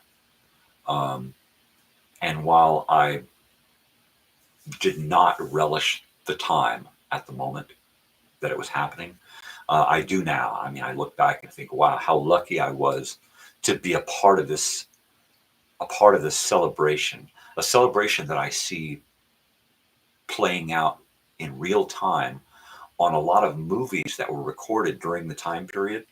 They would record these actual bicentennial parades and stuff. So in a bunch of movies, you can see true life, you know, playing out, people enjoying this day, the 4th of July, 1976, because it was a big time in America. And with all the propaganda going around about how great we are, you know, people were just sucking it up. They were just sucking it up, just loving it. So I like the whole 1976 bicentennial thing. I've got a lot of that memorabilia from 76. But yeah, let's see. Wrong mouse. Let's go. I'm going backward because it looks like this is the beginning of the parade here. And we're getting ready to go out down Main Street. And you can see Robert here, my brother. And he looks like he's color guard. Looks like he's got a flag or some kind of thing he's holding here. And at this time, he was a Boy Scout Webelow. Somebody else is going to have to tell me what the Webelows were, but they were kind of like one of the branches of the Boy Scouts. And like you're a Boy Scout, and then you got to be a Webelow to be a Super Boy Scout or something. But that was pretty heavy. Troop 36 or something, 36. Yeah. Ooh, look at that. This looks like it's from someplace up in the Ortega Mountains. Right? Yep. So this is looking down over Lake Elsinore. This is Machado Avenue here. And it turns, no, I'm sorry, this is Riverside Drive here. Right? This is Machado Avenue. And this is Machado Avenue Elementary School right over here. Okay. This neighborhood here. And then right over here is the school area. And then this is the Elsinore West Marina. You can see this little piece of water here is kind of an inlet. So the water actually comes in and then goes into here where there's this little pier or boat landing, boat launch. But yeah, you had to skirt through a little, yeah, it was a really weird place. And then it's changed so much since then. But that's a great shot. Okay, so here's the actual parade itself, right? And at some point, we did costumes, right? Because people are dressed up, and I don't know why we were dressed up in costumes on this day, but there were some of us were dressed up in uniform, and some of us were dressed up in costume. And this is me here in this motorcycle helmet and motorcycle jacket. I did not have a leather jacket, and there was no other way to show that I was a motorcycle rider other than putting on a helmet, right? I did not ride motorcycle, but I was a fan of the Fonz. So I was like wearing this jacket and helmet, and then on it somewhere, I think on the back, we wrote the Fonz, right? And that was my costume. Look at that old mobile station there.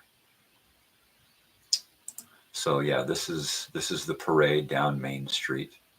I'm going to say that this is the Alamo Market over here, which was the supermarket in town. And so this on this side of is the freeway, and we're marching toward the lake down to the center of town, Main Street. And there is more.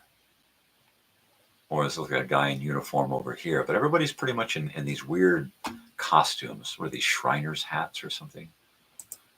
Okay, so now we got uniform. I was right. There's the Alamo Market. So the Alamo's over here, and then there's a bank here.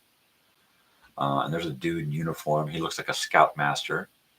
And then there's this dude here. Kind of looks like Robert, but this is probably Robert here because Robert was carrying that banner thing, right? Looking at the camera, smiling. He was so photogenic. There's another shot of Robert then, with a great shot of that mobile station. Okay, so Pack 36 of Troop What, right? Troop What, Pack 36. I can't read any of that there. I don't know why we have packs. I don't recall there being packs. Is there a thing with packs in the Boy Scouts? Packs and troops? Oh, that coffee is cold. If I had more creamer, I'd get another cup. Ooh, look at this. Look at that. Is that a Tin Lizzie there? Yep, so red, white, and blue on the hat here. Oh, look at that. Look at that. Isn't that a great shot for the 76 parade? That's bitching. I'm going to leave that there for a minute because that's just really cool. That is really cool. Yeah. So I've got some Budman. If anybody remembers who Budman is, anybody? Budman was the, I don't want to say mascot, but he was like the goofy cartoon character representing Budweiser, right? So you've got, good old Budman here. Let me clean Budman off. He sits there on the shelves. And then let me switch to my, now that's the lava lamp cam. This is Budman. Okay. He is a stein, a beer stein. So he's got the handle and the flip top to be real careful with his head. And he's got a handle so you can hold him. And he's just a beer stein where you put your beer in it and you drink it, but it's got a cap so you can cover it up. This is a decorative, collectible Budman beer stein.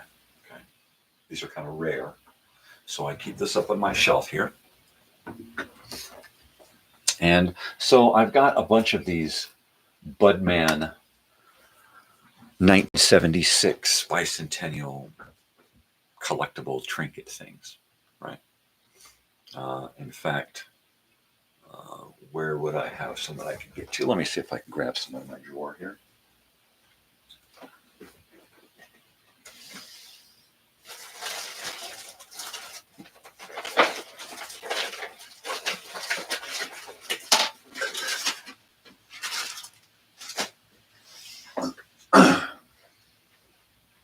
So I have a drawer. I keep a drawer with like patches and stickers and memorabilia and stuff. Here's one of my envelopes of bicentennial memorabilia stuff that you might get a kick out of. Let's put my books over here.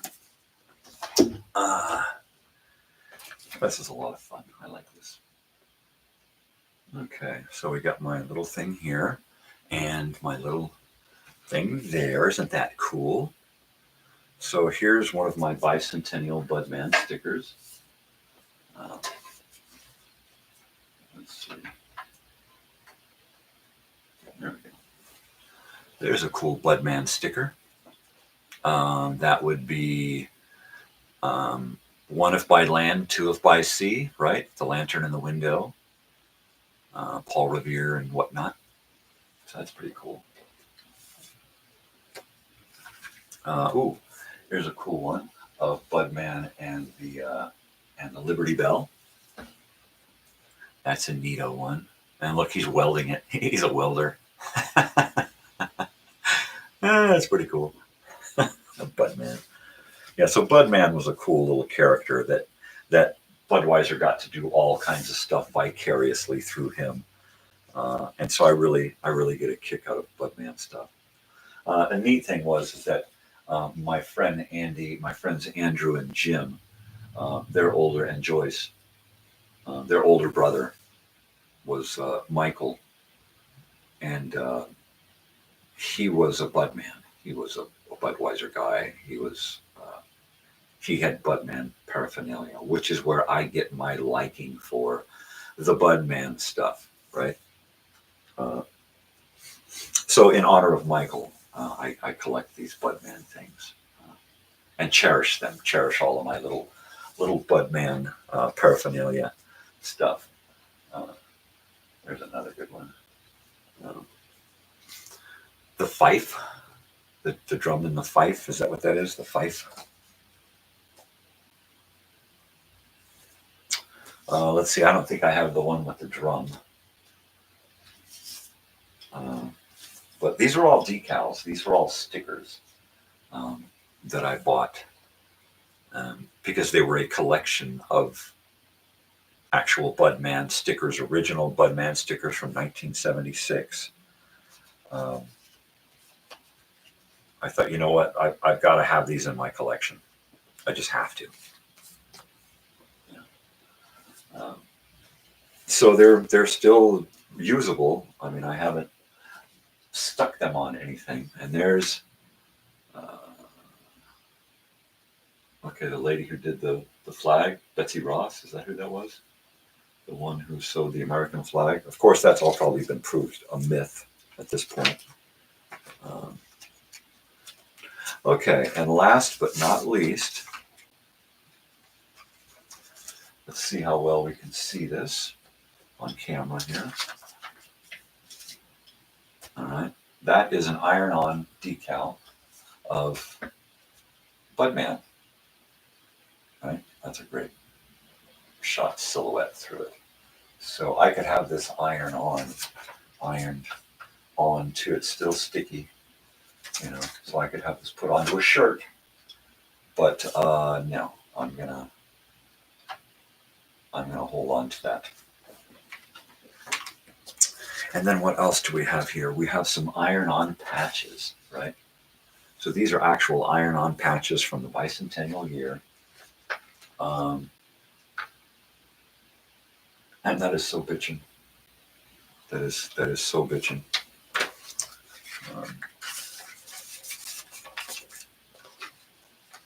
Yeah.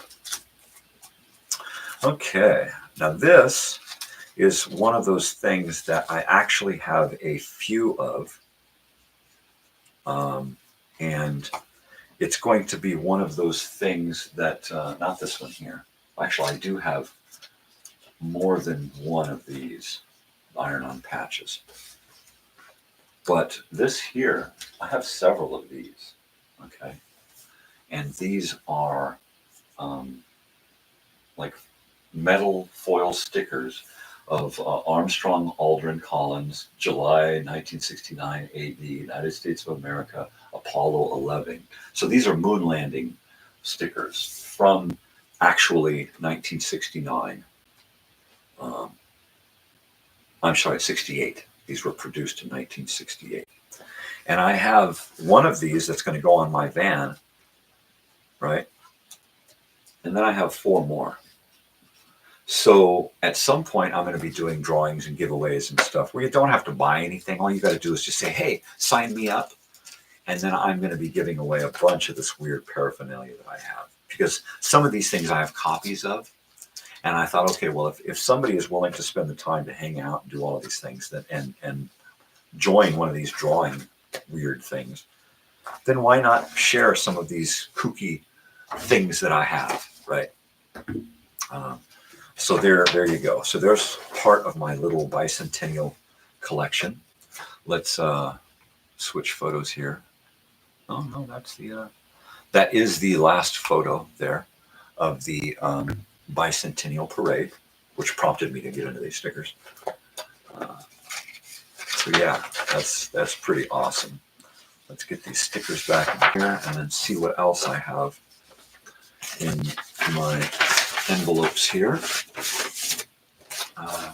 Okay, so this is just the only thing here is going to be this Starsky. All right. So this is Paul Michael Glaser as Starsky from Starsky and Hutch, and this is iron-on. This is one of those cool iron-on deals that actually still has a little bit of tackiness, got some shine to it. So this glue is probably still good. But yeah, that's my Starsky iron-on. I do have a Starsky and Hutch T-shirt that I wear on occasion. That is of the Grand Torino, the red car that they used to drive, right? That Torino, a really hot little red and white car with a stripe on it. Pitch and ride, man. So yeah, let me get back over to here so you can see what I'm doing. So this is just one of my envelopes of collectible paraphernalia stuff. And I keep these things in a drawer over here with my patches and stickers and other items. Don't want to wrinkle up anything, but I want to keep everything nice and straight, flat, and viable for the future. Because while I may never use this what's a lot of noise, huh? While I may never use these stickers, somebody else might later down the road.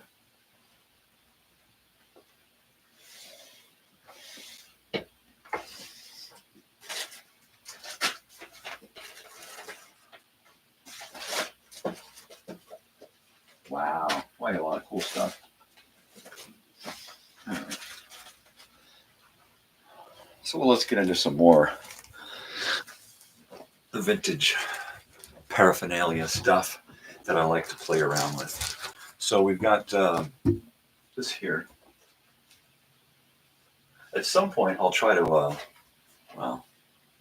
here we go. My NASA stuff. I'm a big, whether it happened or not, kind of guy. I'm still really into the whole idea of the moon landing and the guys that you know, quote unquote, went there, whatnot. So I've got this black vest, and on the back of this black vest, I've got one of these patches, but it's got the mission patches all the way around. All the way around, it's got the mission patches for all of the 17 missions, Apollo missions. Right? And then, of course, here's one that I got because of my grandmother and her connection to Native America. She was a Sioux. So that's Oglala Lakota College, which is a place that was developed in the 70s and is still going strong. This is for a hat. I have a hat, a white hat that I want to put this on because that's kind of neat, right? So there's that cool patch. Put this bag down so we don't have all of that plastic rustling. Here's another one from the 70s. It's pretty cool. I like that one. Caution, Budweiser powered. Isn't that neato? One of my 1976 bicentennial paraphernalia. The top hat, Uncle Sam hat. Isn't that cool? Some more America paraphernalia. Don't tread on me. That's a great patch there. The snake. Okay, here's the two Wounded Knees right here. Right. 1890 and 1973 Wounded Knee, and it's got the buffalo. That's a great patch right there. So these are patches that I got from my black vest. So, because it's kind of a throwback. Wow. It's kind of a throwback to, there we go. That's a good one there. Isn't that a beautiful one? I love that one. That totally says 70s Black Panther Party, man. I love it. I dig it. I totally dig it. And then, it's another one of my favorites here. Is this one. The AIM, the American Indian Movement. Remember Wounded Knee, 1890, 1973, peace sign. It's just a really, really cool sticker. I mean, patch. It's look at that, with the color, the outlining on the red. It's just fucking awesome. Okay, so these have all got to go on my vest, but I've got to get that vest down to the guy who does all the military patches. Put my patches on, my big patches on. So I've got to get it down to him so that he can put all of these things on for me. But I have to place them and make sure they all go in the right spots. Love is the answer. And then, of course, another great one from back in the day is draft beer, not boys. Right? So there you go. There's some of my my vintage and retro patches from back in the yesteryear. So this whole stack of patches is going to be going on my black vest, because that's the vest that has my patches on it. Right? So I need to do that because I love that. I love that vest.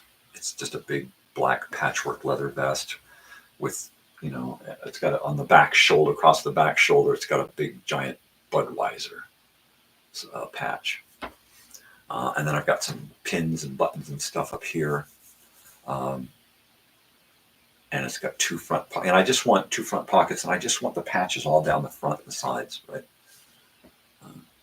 So yeah, I've got to get it over to the guy. I can't remember his name.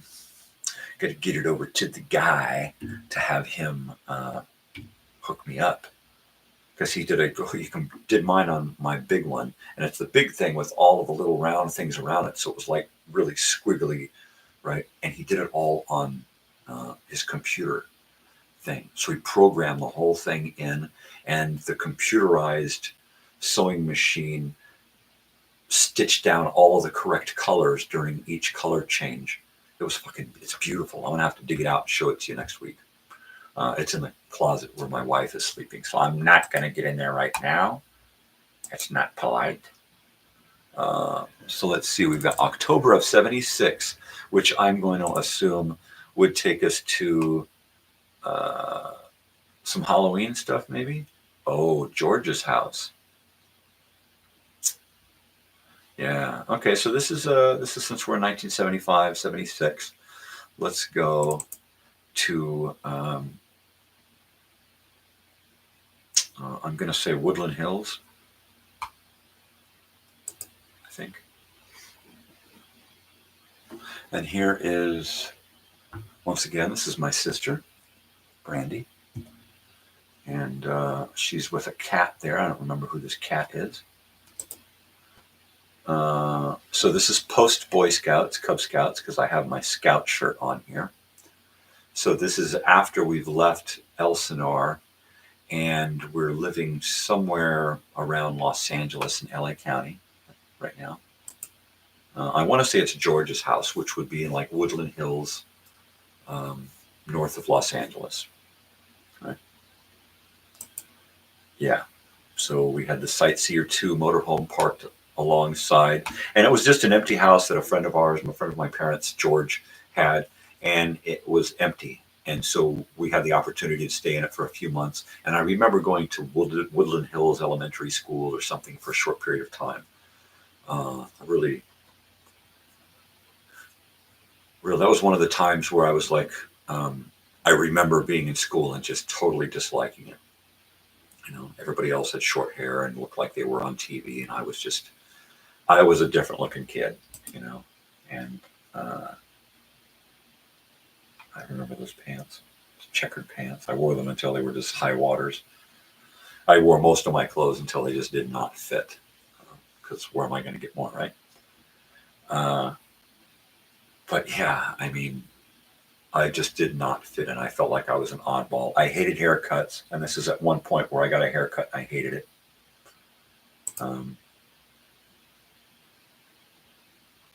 Yeah, we lived in this house for a few months, and it remained pretty much empty. There was very little furniture in the house, just whatever was there when we got there. And I don't even remember what a bed looked like in that house. This would be Robert's thumb, and um, my grandmother's car, Plymouth. I want to say it was a red Plymouth that we used quite a lot. And I guess that's me in the front of the Plymouth there, pretending I'm driving it. There's a picture of George's house with all the ivy out on the front, and all this old tree growth and stuff. And it was a great old neighborhood. And the neighbor kids that my brother befriended, and we would sit out and play Hot Wheels and stuff and screw around. One of the kittens, we were always having cats that had kittens. You know, my father worked with veterinarians, right? And was always bringing home stray kittens and stuff. But at the same time, you think that after so many years of understanding, he'd get these animals fixed, right? Even the males. I mean, just get them fixed, man. Just get them fixed. Too many animals. This looks like the same neighborhood. This is probably either that same neighborhood or out in front of my Aunt Sandy and Uncle Glenn's house. So yeah, this is out that same neighborhood in Woodland Hills. So this is probably all shot in that same afternoon. Oh look at that, all pretty. Yeah, looking toward the neighbors. What is that, a Pinto wagon? Nice. Robert's thumb again, making an appearance. Oh yeah. So in this corner here is a bathroom window here. And I remember once I got busted peeking in on my cousin. She was in there taking a shower. And I climbed up this bush to jump in there and peek in the window at her and fell out of the bush and slipped. And this branch poked me in the leg and jabbed up into my leg and just tore the hell out of my leg. And I had to suck it up and pretend like nothing happened, or, you know, suffer more ridicule for having been a peeping Tom. But yeah, I grew up around a lot of perversions, so I take no blame for my early years and the pervert that I was raised to be. So there's that. Ah, isn't that a pretty shot? What is that? Oh, it's me up in a tree. I had a habit of climbing up into trees. And I would, once I learned that I could climb up into trees, I would climb up into trees and hide. I would take a book, I would take a pad and pencil, and I would just sit up there and I would draw. I would draw the branches, I would draw the birds, I would draw the clouds. I would just sit up in a tree and hide, basically, from the world. And apparently my brother busted me up in a tree. All right, now he's like, okay, now you take a picture of me and I'm going to look cool. With his dirty pants. These things probably got dirty that day. What is that? That is a weird looking thing that looks like a face, doesn't it? Eyes and a nose and a mouth going, woo! I don't know what the hell that is.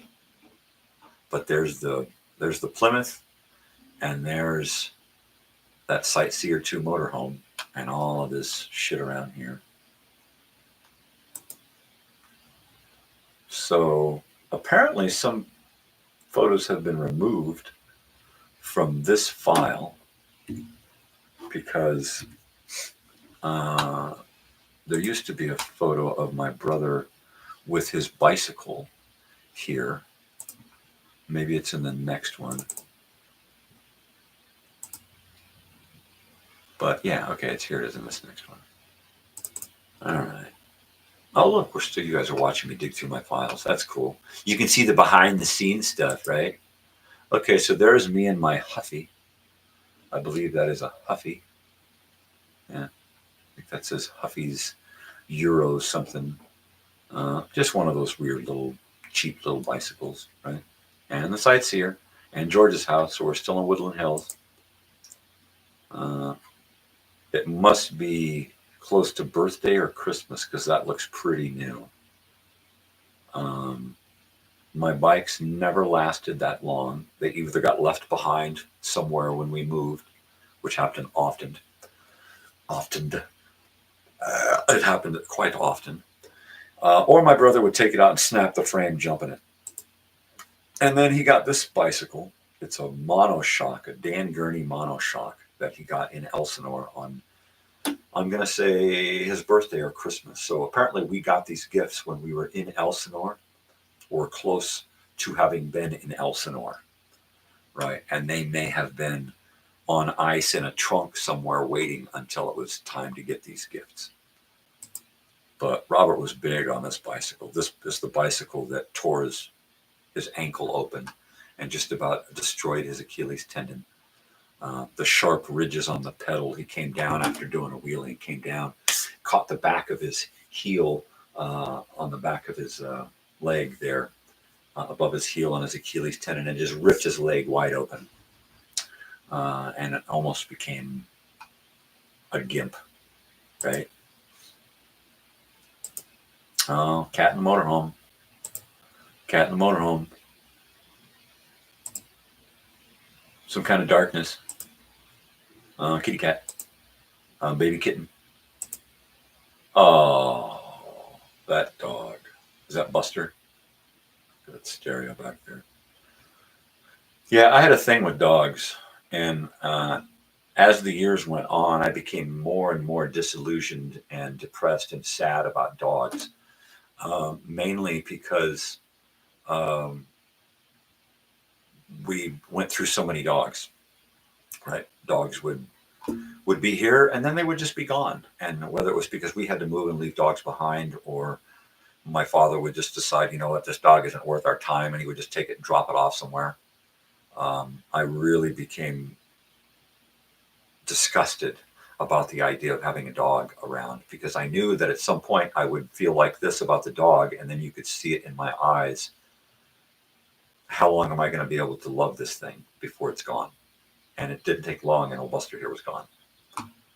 Whatever happened, I think Buster got hit by a car or died or whatever. So there was a period of my life where I just didn't want to deal with dogs, because I knew that they were going to crush my heart for one reason or another, right? Just like people. And then there is a look inside my soul, right? That's the inner workings of my soul.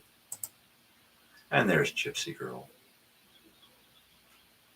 She even helped crush me with pets, because we went out to Lake Havasu once, and she went out for a swim and then came back to shore and then passed away. And it was just another dog that I had to say goodbye to, you know. And because I wasn't able to get close to dogs, because I knew that they would just be gone, you know, whether they die or be thrust away from me for some reason. So it was hard for me to get close to animals and people, because I knew that people could be taken away. All of a sudden, you know, we're going to move. Why would I need to make friends if I'm just going to lose them, right? And there's Robert's thumb again. She was such a nice dog. She was awesome. Yeah, good old Gypsy dog. A little trip down memory lane. Wow, already 7:20. That's crazy. And all we've been doing is just flashing back, looking at photographs and stuff. And I'm just going to keep poking through this file here. And 77, April of 77. Yeah. Okay. So in April of 77, my father had been taking me out of school on a regular basis for whatever reason, whether it was I was I was in trouble at school, I don't remember, or whether he just felt like I needed time with him, or he needed company, or for whatever reason, I was there. There started in '77. I started to be pulled out of school a lot. I mean, a lot. Um, Several times a month, I would be missing from school. I would be with my father doing stuff, right? And there was a little stint in between graduating Pasadena City College and attending the University of California in San Diego, UCSD, right? There was those years in between where he wasn't going to school. He was trying to find work as a disc jockey on the radio, right? So there was one day where he pulled me out of school in, I'm going to say, Fallbrook or Elsinore before we got to Fallbrook.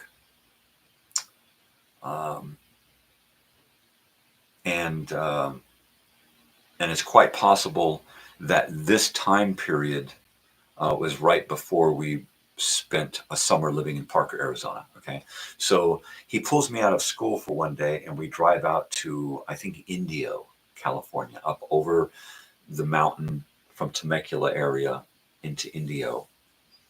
And he wants to go to a radio station and apply for a job, right? So these photos are from that day when I went out with my father to go to his interview at the radio station out in Indio. I don't remember the call sign. But on the way back, we stopped at the aerial tram, the original aerial tram in Palm Springs that went up to San Jacinto Mountain. And he decided we were going to go and take a tram ride because we're in the area and it's not going to cost him much. So we did that. And we took some horrible pictures. This is up at the top, it looks like, with trees and whatnot. Looks like a double exposure. So there's me up on a snowy rock. Go climb that rock and I'll take a picture of you. Go on, kid, get up there. I don't want to. And there was a lot of snow up there. This is I think it says April or something, or February. I'm sorry, it says February. So yeah, I'm with the old man, and we're up at the top of the tram in San Jacinto Mountain there. And I got that shirt on, that 42 shirt. I was not into sports. I don't know why I'm wearing a sports jersey, other than the fact that it was probably in my size at the thrift shop. So therefore, hey, this will fit you. Put this on. And so, yeah, I spent the day with the old man, trekking around with that stupid haircut. I hated that haircut. I hated getting my hair cut. Of course, I hated my hair altogether because I was never, hygienically, I was never kept up, right? And I was never taught to, brush your hair and take care of yourself and wear clean clothes because we just didn't have the facilities for that shit, right? So I was always looking scruffy. I was always looking torn up, right? But I was used to it. And then when I would get these fucking haircuts, I would feel miserable. Look at the long hair on that slide. Jeez.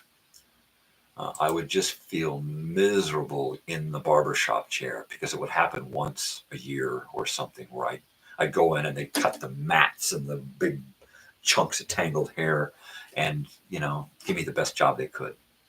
But I hated haircuts. I hated them.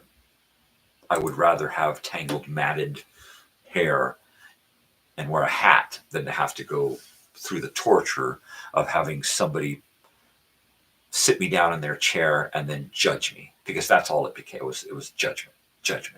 Every place I went, I was judged. Look at that. Look at him. Look, is that a boy or a girl? Hello, is your name Michelle? No, it's Michael. I was always pissed off at people because I could see in their eyes instant judgment because of the way I looked. And I still get that today, you know. But now I've got this fuck you look in my eyes when they do it today, you know, and that's just the way it is. So there I am. That is me.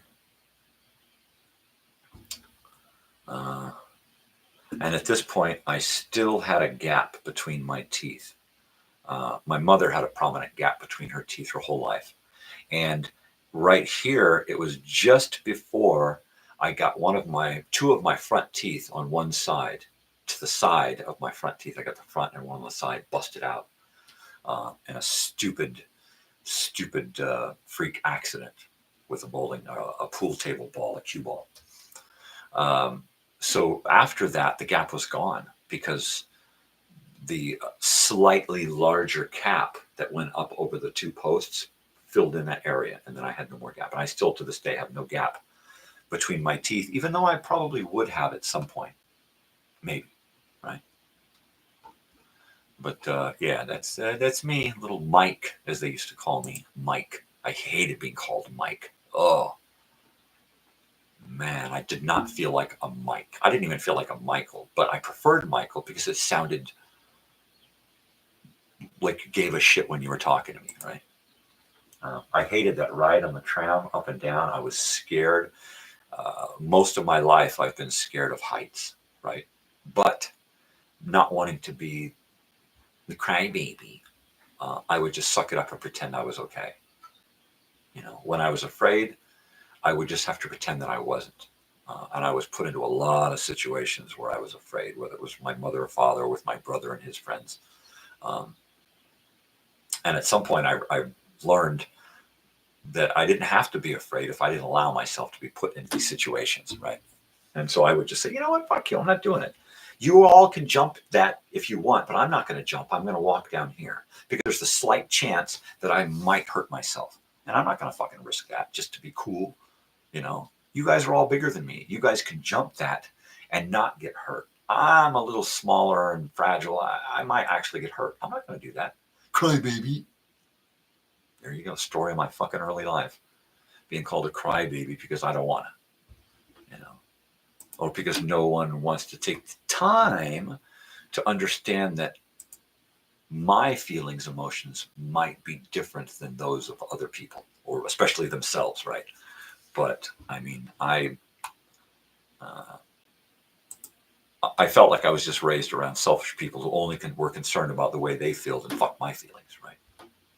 But that's just the way I felt, right? You know, and that doesn't necessarily reflect how things were in reality, right? I'm going to do a lava lamp cam, and I'm going to get some more coffee and turn my mic down.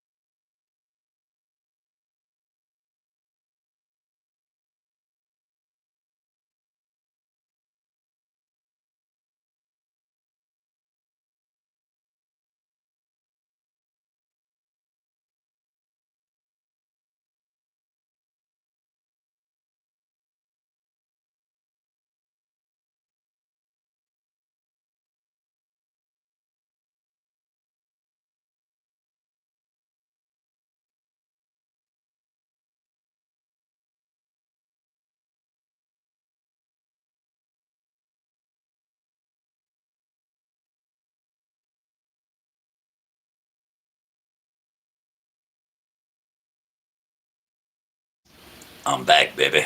Well, my apologies for being away for so long, but coffee in, coffee out. So there's that. Ooh, I heard a car go by. Somebody's getting ready to go to work. Okay, well, I stole a little bit of coffee from the pot, and I'm out of creamer. So I like that chocolate mocha stuff, right? And it only comes in little bottles at Walmart, and they don't sell it anywhere else. So quite often I get befuddled in the morning with no creamer. And I've got this powdery stuff that's it's like halfway between the chocolate stuff that I like. So I just have to make do, And it sucks when you're on like that second half a cup and you just want, another. Another. All right, so we're going to end this slideshow this morning with with some great shots. To see my brother, he enjoyed sports and all of that fancy pants,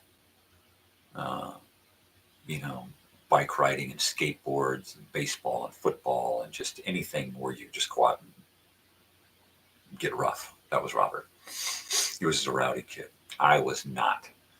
I was the opposite of that, but had to really, pretend. So let's see, we've got, this is Robert, my brother, and he's on the team, the Brokers. There's a great shot there. Must have cost a pretty penny for that uniform. I remember this cat. I don't remember that cat's name, but I remember that cat. Cats would come and go like cats do, because cats like to come and go, and then when you pick up and leave, sometimes the cats come and sometimes they go. There you go. He was really good at playing baseball. He did it a lot. There's that Plymouth, that red Plymouth that my father's mother let us use. So it was that motorhome that our drug dealer let us use, and then the red Plymouth that my father's mother let us use. We couldn't own anything because being tracked around, or chased around the country, the more you owned, the easier it was for them to find out where you were and to trace every step you make, right? So you do a lot of cash deals. You don't own any property outright. Stuff's in somebody else's name. If you do own something in your name, like we had a van, we lived in California and we had this big Dodge van. For most of the time that we owned that van, it was registered in Arizona, under an address out in Arizona, and we would just mail in the registration every year. And that's how we kept from being tracked during the time period we had that van. So, if they were going to look for us, they were going to look for us out there, and they'd have to come over here and find out where the payment for the DMV over there came from over here. And by the time they did that, we were in another fucking spot. So there's that. Yeah. But Town and Country Realty. Yeah. I don't know what this is over here. Is this a dog? A cat? Some kind of thing sitting up. It hasn't moved in those 3 photographs. It remains the same. I thought it was a glitch in the picture, right? But it appears to be something black and weird. Is it an alien? Is it a ghost? Is it a cat or a dog or an animal or something sitting here? It looks like a tail. I can't fucking figure it out, right? So now we're at Magic Mountain. In 1976, bicentennial year, they unveiled their America's Revolution, which was the first looping roller coaster in the United States, I think in the world, at Six Flags Magic Mountain up in Saugus. Orale, Valencianos. I hear voices. Shut up. So we actually went out there and went to Magic Mountain during this whole time period and got to ride that Revolution and stuff right about the same time that Kiss did Phantom of the Park at Six Flags Magic Mountain. That's another great flick I wish we could watch together here. So here's us going up the roller coaster. I want to say that this is my father because he always wore shirts like that, right? But I don't know. This is us going up. This is looking down. Going up. And there's the Revolution. There it is. From the top, just before you go down into the loop. Oh, that's all freaking developed out there. Crazy now. Wow. That's a hell of a shot there. Wow. So yeah, there you go. We've got some more slides and stuff to look at, but I think we'll get into that another day. I think that's fun, looking, flashing back, poking around into the past. Yeah, there you go. We've got quite a few from 78. We got a lot of photos from 78 still. The late 70s, and I've got a bunch of stuff from the early 70s that I'd like to share with you. When my parents were still looking 60s, you know, they're still wearing those 60s outfits. So it's some really cool shots. And then at some point, we'll do some more history on Elsinore. And I didn't want to get too into it today because it's just kind of a day, see what it tastes like. But I do want to get into reading some of that Elsinore history from the book. So that'll be fun. Yeah, so a little bit of what's going on next week.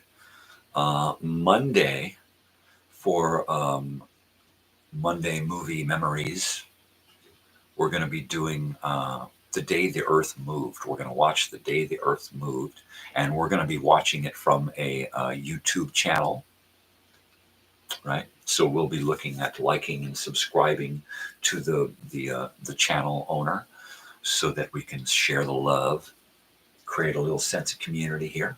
So we're going to watch a movie, and then Tuesday we're going to do commercials and news broadcast from the 70s, and we're going to watch that from another YouTube channel or two or three. Wednesday is going to be Old Time Radio Wednesday. We'll have Escape, Dragnet, Philip Marlowe, X-1, or something along those lines. Thursday, we're going to do another Throwback Thursday, and we're going to look at some video of the concert that I attended with my brother in 1983, the Robert Plant Principle of Moments concert with Phil Collins on the drums. And we sat right behind Phil Collins in the forum. And the video is taken from right above our position behind Phil Collins. So it's really neat to find some footage of that show, but not only that show, but from where we were seated. And then he gets up and moves around and shows some stuff in the front. And then what I'll do is on that same playlist, I'll go ahead and post the actual concert recorded, the actual show, the audio from that one show. And it's not great audio. It's an audience recording. But the great part about it is that the very beginning of the audio recording, you literally, you hear the kid who's recording it screaming, "There he is! Yeah, there he is, look!" Talking about Robert Plant, of course. So Thursday, we're going to share some of that 1983 concert. And then, of course, Friday, we'll get back into some more flashbacks of hometown and friends and family and that kind of stuff. Look at more pictures. And at some point, I'll try to dig up some video of Elsinore back in the day. Maybe something from the old Grand Prix, or something from hang gliding or parachuting, skydiving, boat races. I mean, there was a lot happening back then. So there's undoubtedly going to be video of something somewhere. So we'll dabble into a little bit of that as well. I'm going to do a last bong hit of the morning here before I sign off.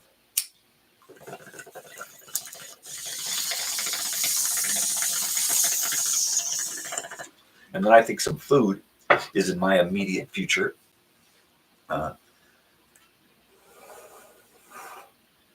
Get some nourishment in me so that I can get up and get something accomplished. It's Friday. I don't know what's going to go on this weekend. I know I got a lot of work. I've got to take care of the studio and get a lot of shit done in here to get it cleaned up and ready for production here. And then I've got to do some production. I've got to create content for next week's show and work on creating content for Sunday morning. I really want to devote myself to getting that program up and running. And it's just me sitting here live, premiering videos with you, videos that I've created. And I think what I'm going to do is, rather than release them when I create them, is release them on Sunday during a Sunday morning show where I sit here with you for a couple of hours and we watch stuff that I've created, talk about that.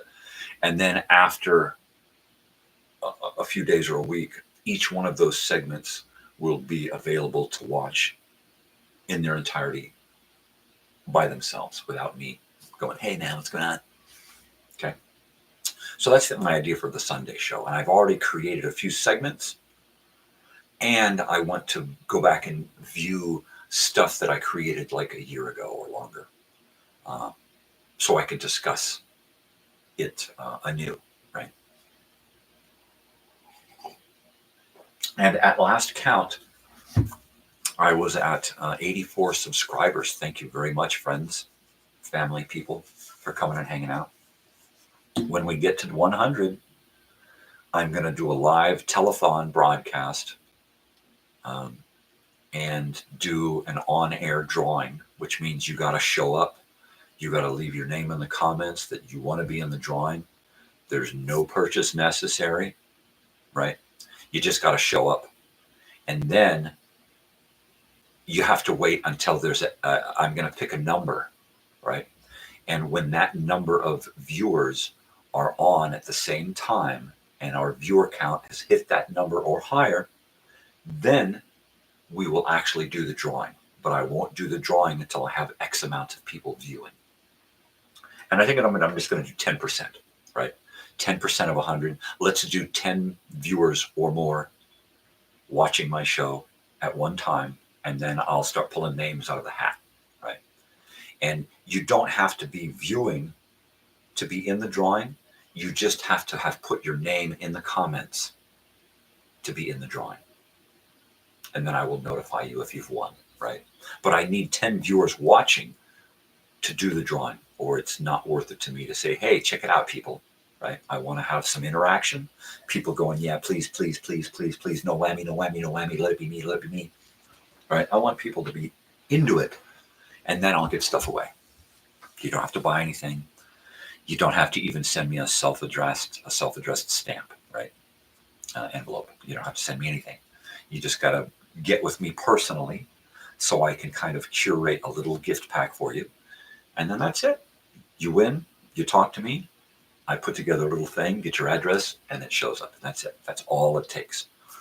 And I've been trying to put together a gift pack for a friend who stopped by. And I have missing elements to that. Some of those elements I get to pick up today. A box that I have in a garage at a house. So I'm going today to pick up that box. And then I can fiddle through that box and pull out a few things to send. And then I'm waiting on a few other elements before I can put my first official gift pack together for a friend who came by. Somebody who's probably watching.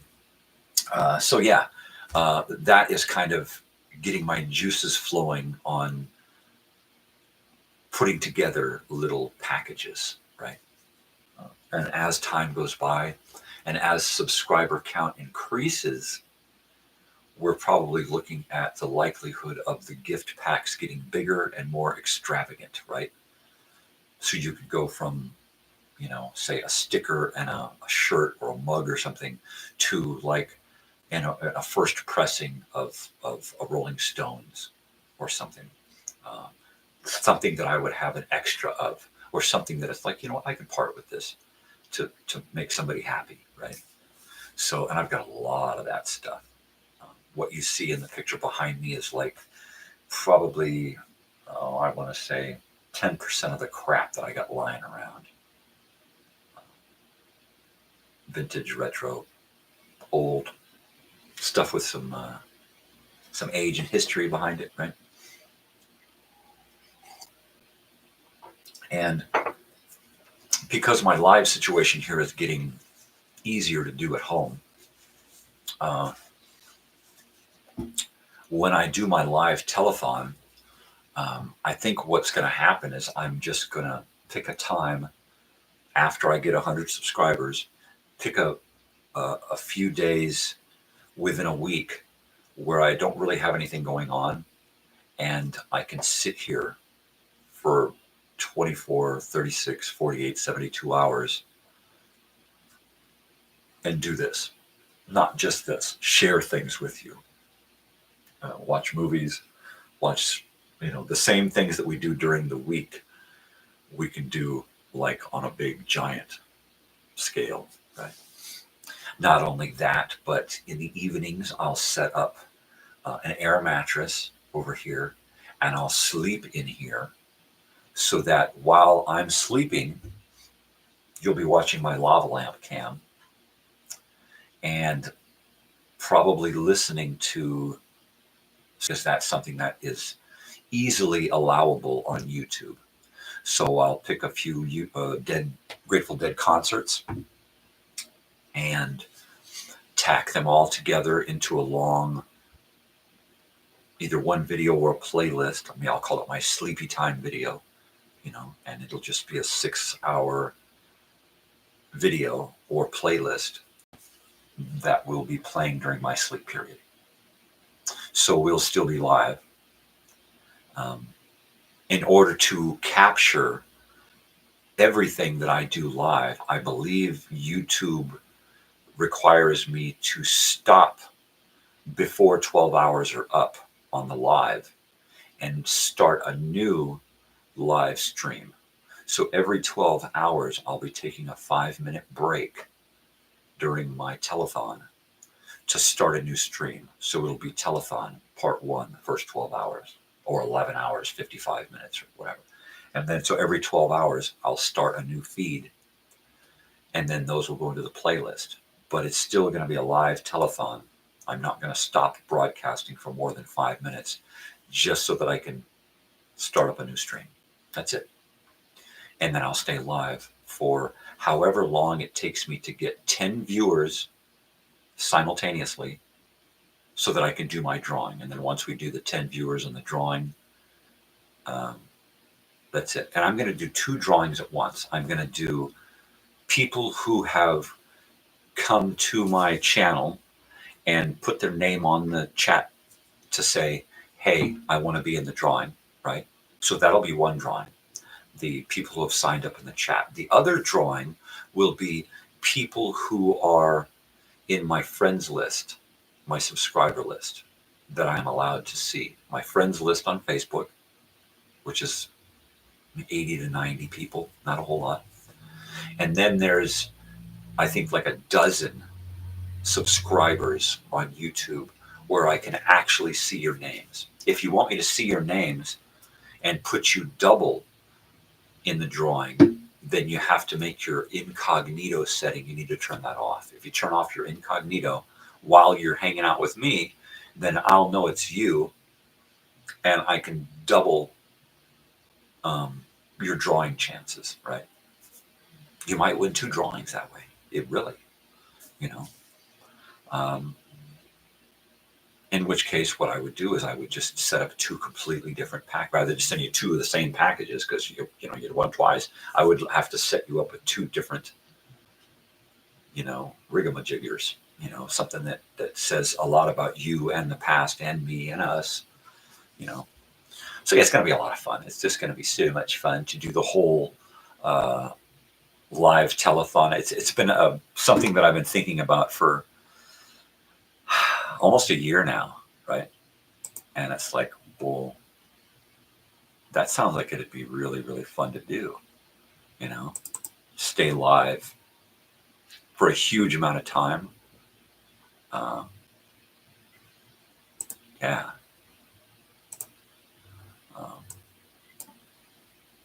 And then do stuff live, I mean, I'm not going to sit here and, eat a big fat cheeseburger in front of you all.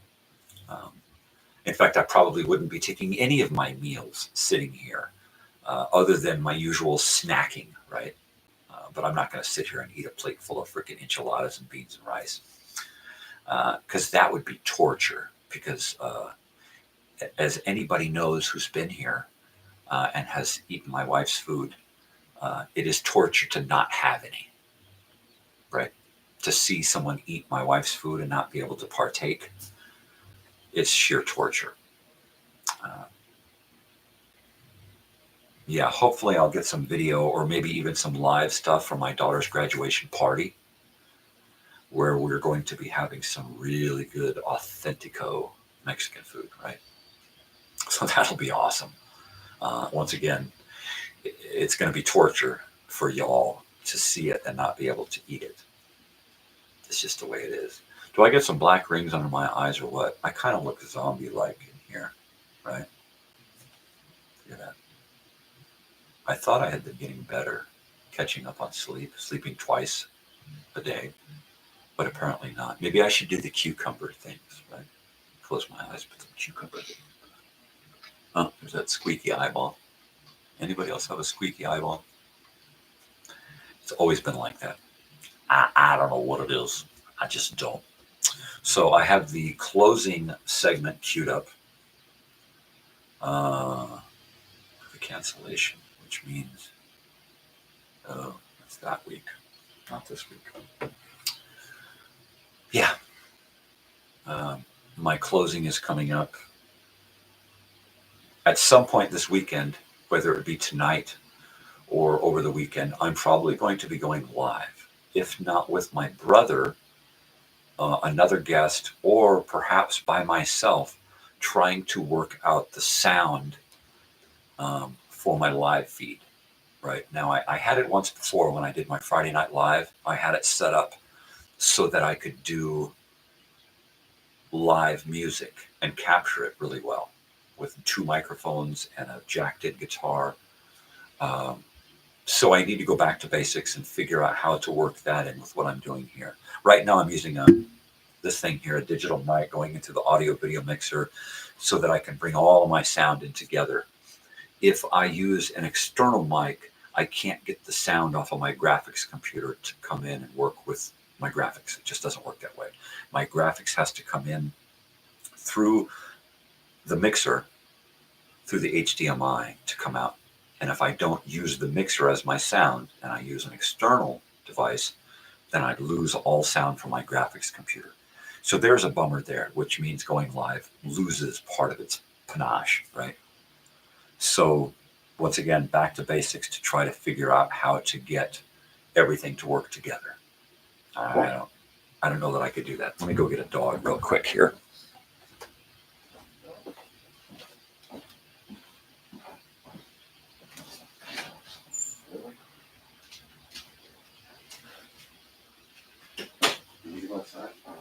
Is that what you want?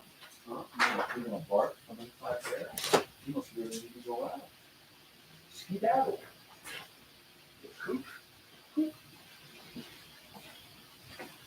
Yeah, there you go. Now Big Dog woke up and had to go woof because she wanted out of the room. She's she's learned her voice. You know, she speaks up when she wants something. She used to be really shy. She would just take whatever you gave her. She wouldn't ask for anything. She would just sit there and do nothing if she had to go out, right? So it looks like we're going to do my closing sequence here. So I want to say goodbye to you all, people, but I'm going to have to go let a dog out real quick before I can say goodbye.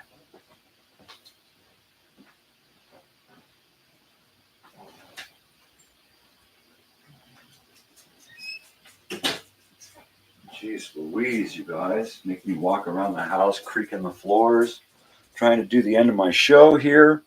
All right, people. I want to say have a great weekend. I will see you again at some point over the weekend. And peace and love.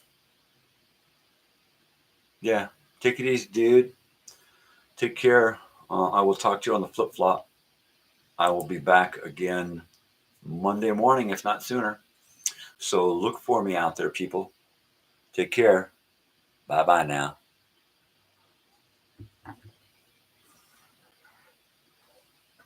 You guys are awesome. Thanks for coming by. Thanks for the likes.